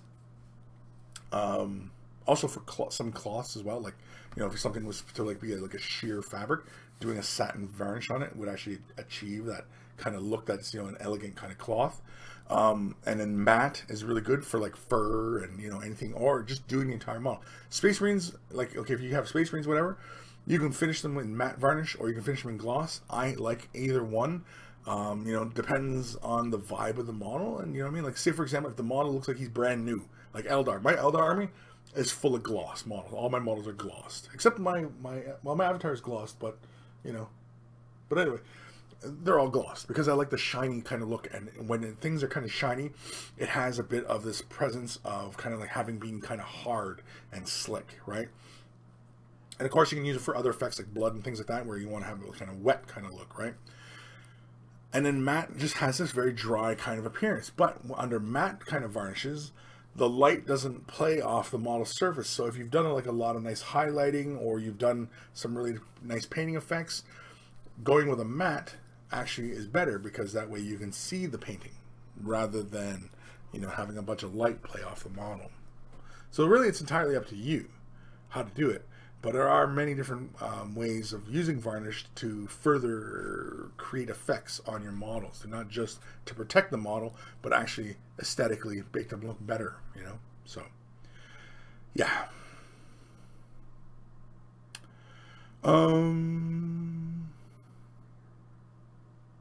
Where am I? Ghost of Starman Deluxe. I believe it was in the White Dwarf late last year, maybe January's issue. Okay. Mad Cow Crazy. The new drill from Forge World. If you cut it in two and base, one as emerging and the other as submerging, you can get two models from one kit. Well, yeah, you could. Tyler Bortel. Unvarnished models primed in white edge highlight themselves. Unvarnished models primed in white edge highlight themselves. Okay. Dark Commission. To reinvigorate metals after matte varnish, use satin. Yep. Yeah, if you want to have metallics to stay kind of metallic-y and bright and shiny, stay with glosses or satins. Matte will kill the metallic luster.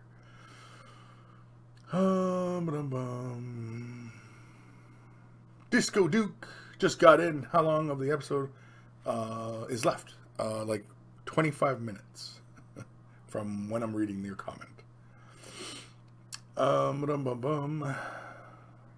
Jacobo. So if I use matte or satin first, I have to use gloss? No, it's often the way I prefer to work. Because I often prefer to lay it on gloss because I just like how it seals the model, and I can see how I've sealed the model. And then I'll lay the finishing effect on, and it's often a very thin layer. Because the gloss layer often tends to be very kind of thick. When you're dealing with these varnishes, like matte, you can lay it on the model, especially if you're using like an airbrush or whatever. You can end up laying it too heavily on the model because you're spraying it on, and either it looks too dry, or you end up like laying this liquid on, and all of a sudden it goes and it goes matte and it goes foggy, and you're like, oh my god, what did I just do? It's really kind of tricky. Whereas if you gloss it first, then you just do lightly matte just to kill the the shininess, and then that's it. You don't have to worry about trying to seal the model. That's why I said I prefer to gloss the model first and then do the finishing effect of afterwards. As long as you don't lay the layers on too heavily, you're fine.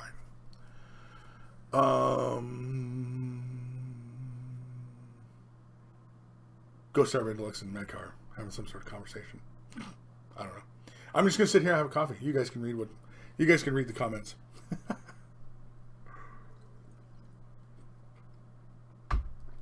So, time we got here. I guess we got more emails to do then.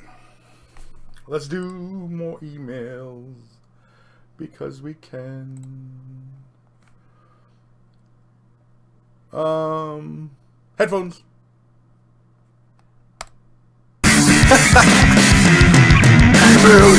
Email time. Email time.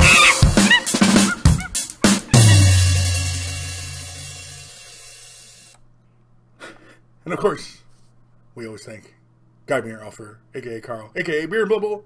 That's his YouTube channel. Go check him out. He loves him some Blood Bowl, as do I. This is an email from Logan.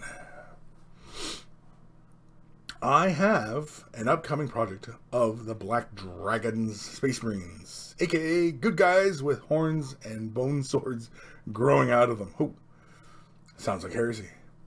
I want to use them as if they were operating in a night environment in a stealth kind of mission. I wanted to paint them in the darkest black I possibly can. I like the way Warhammer TV did their how to paint a Black Templar using pre-shading and then a wash to make them darker, and was possibly thinking of doing something similar but with a darker pre-shade. Also, how would you show low light reflecting off their armor? When I start, I'll make sure to do some pictures and a step-by-step. Thank you, Logan. So, blackest of black. We all want the blackest of black. But unfortunately it doesn't exist, because black is just that. It's just black, right? So any varying tones up is, is whatever way you want to go, right? Because we can highlight up with whites, bringing us grays. We can go with turquoise, which gives us a nice blue off tones. We can also do like bone, which has hints of browns and yellows, which gives us warmer kind of qualities. And so really it's entirely up to you as to what kind of highlighting you want to go with. I'm not sure what he's talking about as far as the Warhammer TV, how they did their Black Templars with a pre-shade.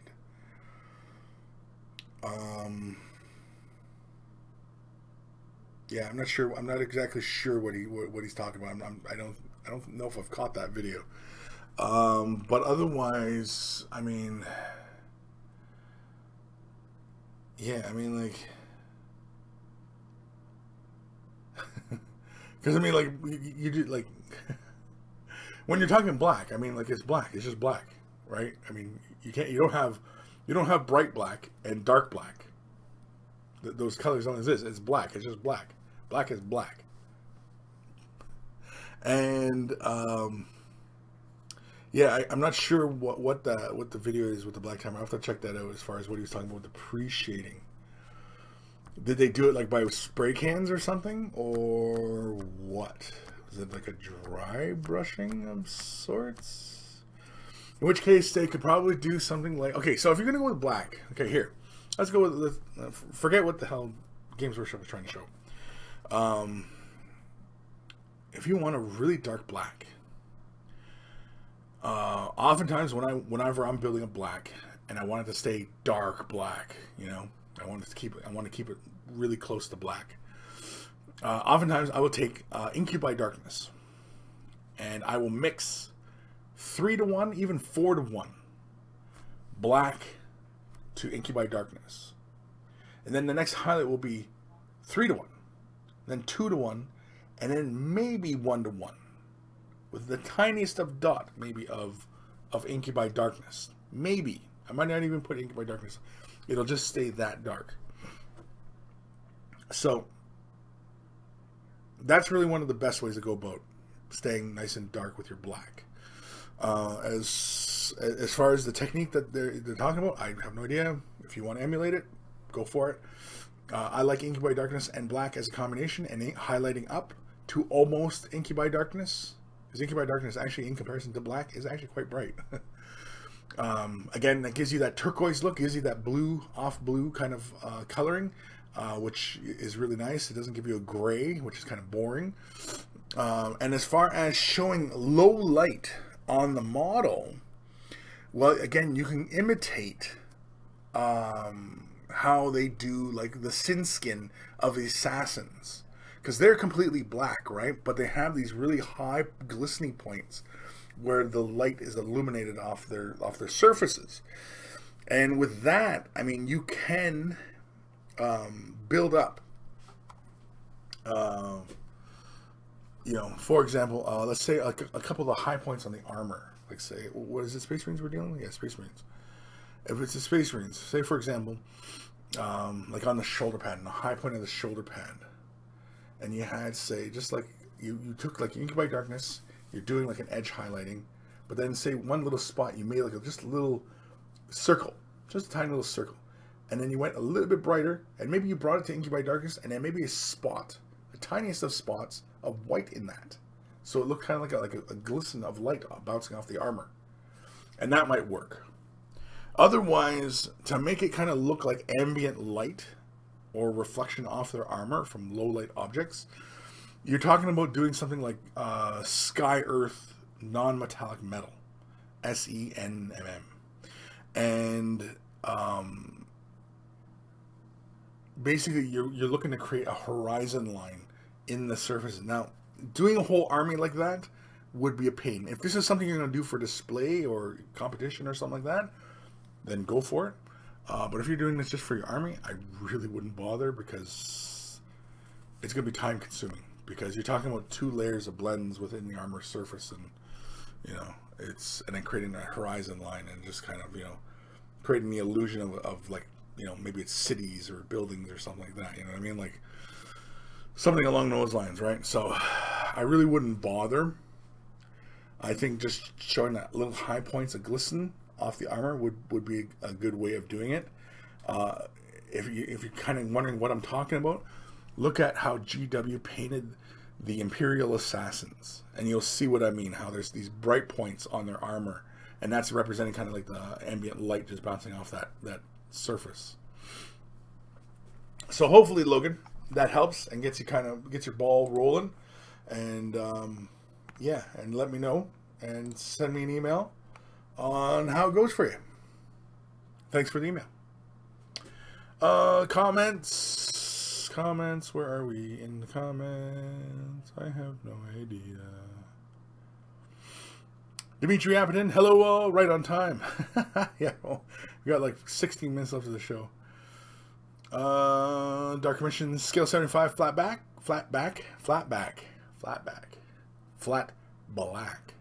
Yep, go with that. I mean, black is black. I mean, there are some varying tones, shades of black that are off by a few degrees, but otherwise, generally, black is just black, you know. Aqua! Exclamation point. I am here. Awesome. Ishya, there he is. I'm really late, gang, but at least catching this last bit of today. Aloha, Monkeyville, from Sammy C, hanging down in the War Forest, North Carolina. In War Forest. What's War Forest? What's War Forest? Is that like is that an old battle site? War Forest? Or is that just kick-ass name for a town?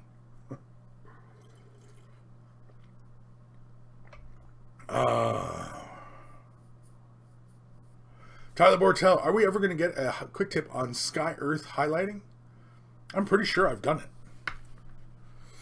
I'm pretty sure. Because it falls in the category of non-metallic metals. I'm going to look right now. Go into this site.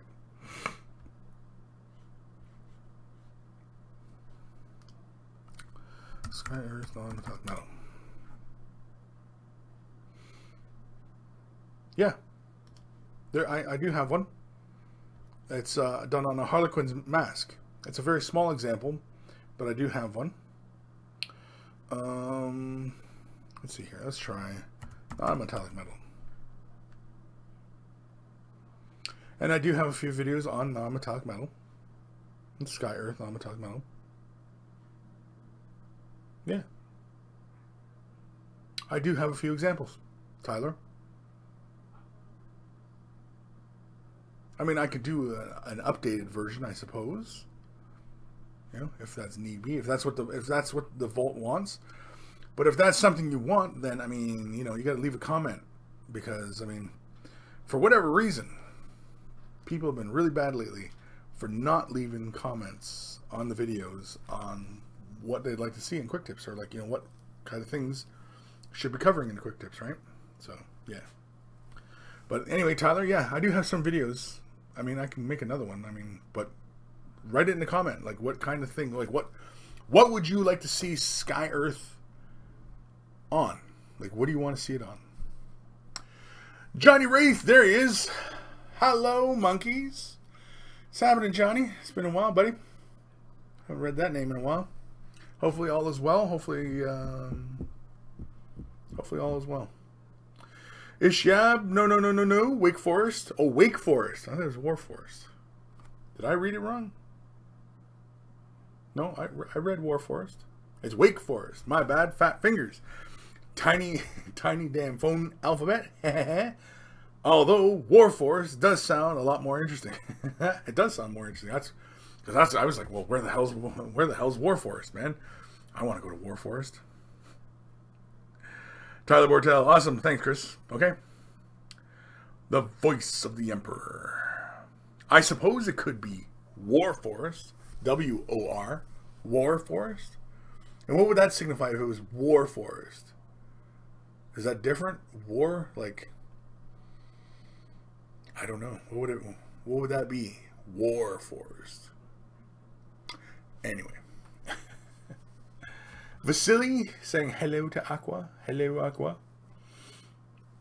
Young fella named Aqua, who's just always being a good little guy. As I'm sure. Okay, so we're caught up in the comments for the moment. Let's do, what time we at here? Oh, we got 10 minutes left of the show. We're going to do another email. In fact, this email will catch us up, because this email was only from 3 hours ago, people. This is from Johnny's Chop Shop. So let's do one more email jingle. Headphones.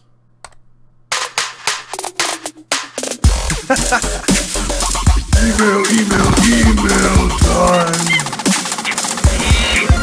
Email time.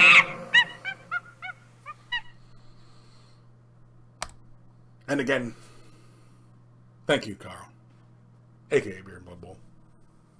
This is from Johnny's Chop Shop. Chris, here are some pictures of the madness I've been working on. Please remember, I'm a painter, not a gamer. I'm a lover, not a fighter. All input will be appreciated. Your friend, Johnny from the Chop Shop. P.S. I got my new Way of the Brush shirt in the post. I never look so good. Of course, now, you know, you look like somebody who, you know, obviously should be respected, right? I mean, as soon as you don the Way of the Brush shirt, you immediately look like, you know, like somebody who should not be trifled with. Intellectually, of course. Very cool. Look at this bust. Can I zoom in? Aw, I can't zoom in. Aw. Johnny's teasing me here. I wanted to zoom in a bit here. Very cool. Is this probably from Andrea Miniatures or something? Oh, can I zoom in? Oh, come on, man. Let me zoom. Oh, wait. Oh, no. Oh. Clicking buttons. Oh. I want bigger pictures. Oh, Michael Myers, that's cool. Oh, man. Dag nabbit, man. I want bigger pictures. Why is it doing that to me? Oh, look at this piece. Okay, you gotta send me bigger pictures of these, man. You gotta send me some big. You gotta send me some. Even if it takes a couple emails, send me some bigger pictures of these because I would love to really have a look at these. I mean, that looks fantastic. I just love that piece. I can almost hear this guy's violin right now, on a fall day. It's cold out, and just.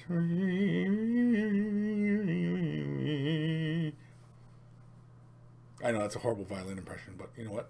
Screw you, I'm a painter, not a musician.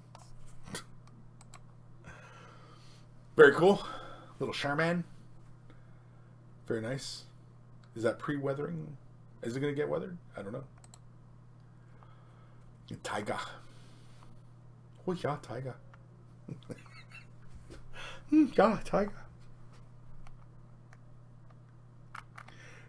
Johnny, damn it. I want bigger pictures here.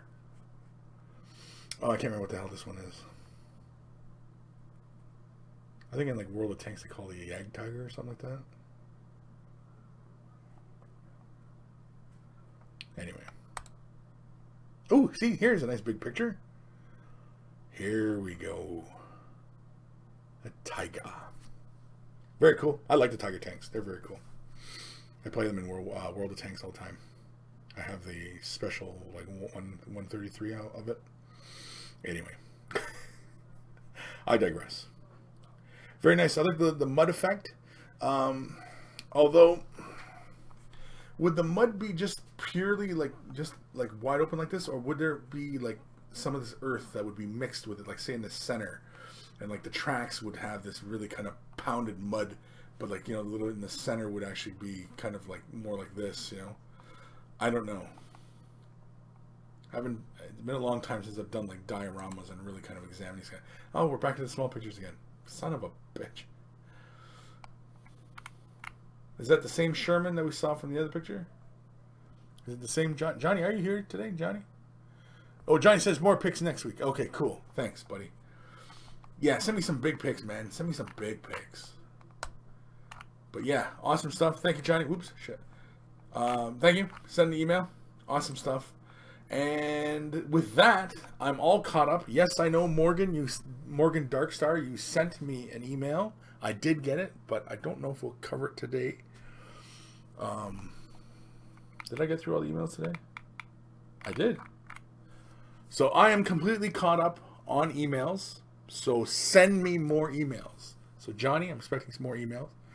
Send me more emails, people, because I am all caught up. We're good to go. Man, this is a first for me. How many years have I been doing this show? I'm always behind on the emails. And look at, I've been caught up. I've been caught up like 2018 might be the year I stay on top of emails. It's because basically I haven't taken a whole lot of days off. That's why. Where are we? In the comments. Yeah. P.S. I promise also to get a selfie pic of with the awesome Way the Brush shirt as soon as I get back to New York. Very cool.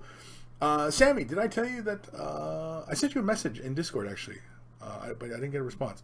That I'm probably going to be in the New York area later this year, New York City area. So yeah, and I'm pretty sure you're in the New York area, and I thought it'd be kind of cool to, you know, shake hands face to face kind of thing. The voice of the Emperor, as in my forest, local lingo, from the northeast of England. Oh, okay, like war, like W war. Okay, like Old English war. Like yore. Like the time of yore. Like ye old pube. Dark Omission, the voice of the Emperor. My last girlfriend was from South Shields. Sexy accent on a woman. South Shields? Why? What do they sound like from South Shields? Who? Why? Well, I want to hear a sexy accent. South Shields? Okay, well, come on. I mean, come on, lay it on me here. You guys can't throw this kind of info my way and then, you know, not give me any kind of morsels to, you know, survive off of here. Like, you know, for God's sakes, I'm in my office all day long painting, slaving away painting all week, and, you know, Wave the Brush is my only outlet into the real world, you know, to talk to people, because I don't talk to anybody. I'm just in my office all alone, just painting, and, you know, you guys are basically my only window into the real world, and so, you know, you guys got to keep me up to date on this stuff. Mr. Miniature, hello all. Hello, Mr. Miniature. I don't think I've read that name before. Mr. Miniature. Mr. Miniature. Mr. Miniature. For miniaturing. Ishab, woohoo! First round's on me, friend. Just tell me when and where. Yeah. Okay, so yeah, that's what I figured. So, like I said, I sent you a message in Discord. It was a private message. I don't know if maybe you just kind of clicked past it or what, but either way, I sent it a while ago, so I mean, it's not like it's a huge issue, but yeah, it was just kind of because I was pretty sure that you were in the New York area, and so I was like, you know, let's you know, let's shake hands, let's say hi, let's, you know, spread the love around a bit. It's gonna be like later in the year, so it's actually, you know, probably like closer to Christmas time. I know it's a really great time to go to New York in the winter, but it actually snow really, I mean, doesn't fall sometimes until like late December, so who knows, right? But yeah. Oh yeah, because that's the other thing. Because my wife, she really wants to see the Christmas tree at Rockefeller, and I'd like to see it too. And I actually might, you know, just because we're there, might don some skates and, you know, skate around. Probably break my neck, but, you know, whatever. Dark Commission, South Shields, almost Newcastle. Yeah, okay, great. Well, what's the Newcastle accent? Like, come on, you said this is a sexy accent. I want to hear a sexy accent. And don't, like, call me up and go, hello, and try to do some sort of weird accent. Tavo, time to come up with something to email. I have a bad habit of posting stuff on Discord instead. Yeah, well, that's okay. I mean, like, on Discord, it's all between us, right? But, I mean, if you want to share it on Wave the Brush, because Wave the Brush, it's going to be, you know, it's more, like, public, right? So, I don't know what this is, but, yeah, so...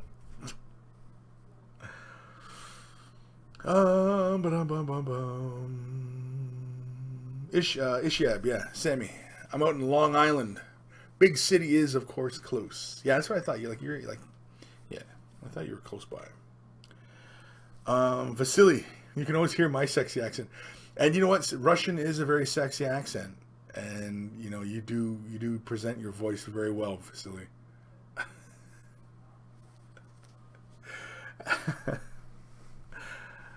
Anyway.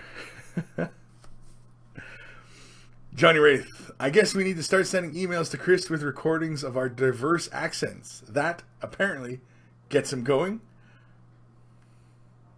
It might.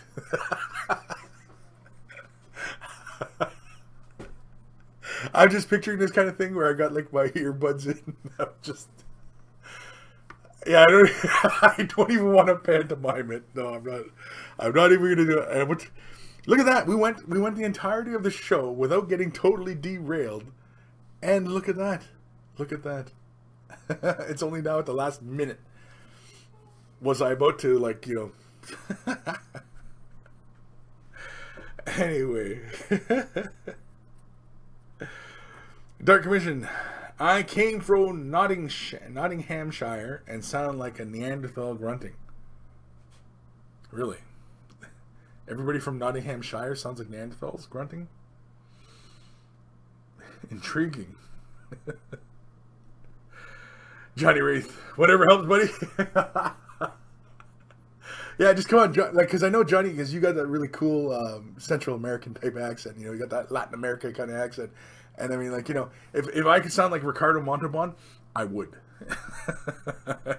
If I could choose an accent, that's, yeah. If I could have an accent, that would be the accent. I'd want to sound like Ricardo Montalban, because he gets all the tail, even now, all the tail.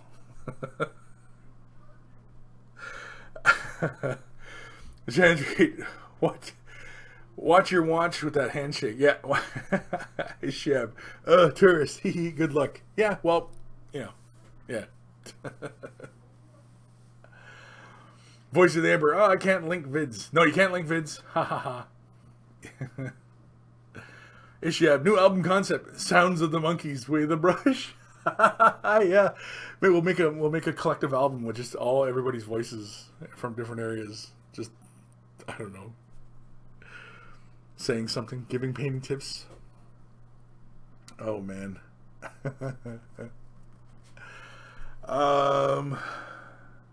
What? Dark Commission. Read Lady Chatterley's Lover, and you'll get my Nottinghamshire.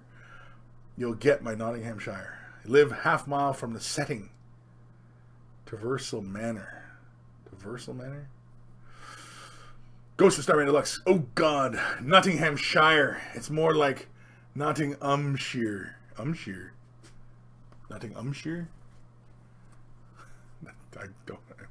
I'm sure that's hilarious where you're from. Right here, like right now. Crickets. All I'm hearing is crickets. Dark Commission. Not Numsha. What the hell?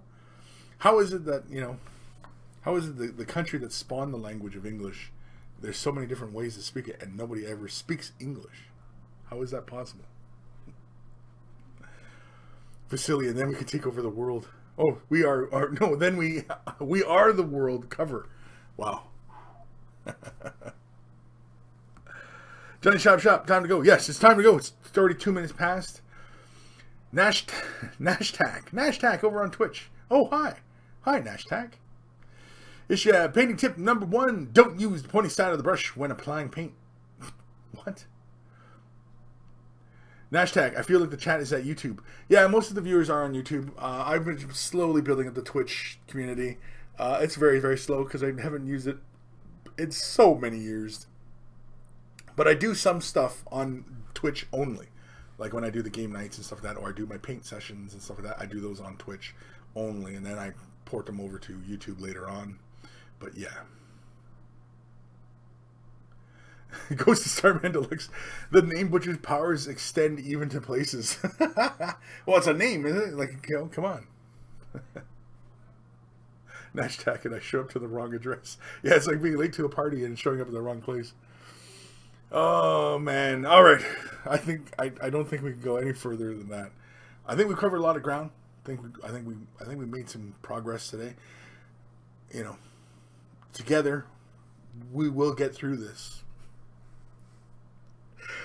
If you're commission painting service or you're brand new to the hobby, you want some help on a color scheme or technique, something might be baffling you, what have you, send your questions and comments to Kris@miniwargaming.com. Of course, you can also join us on waythebrush.com.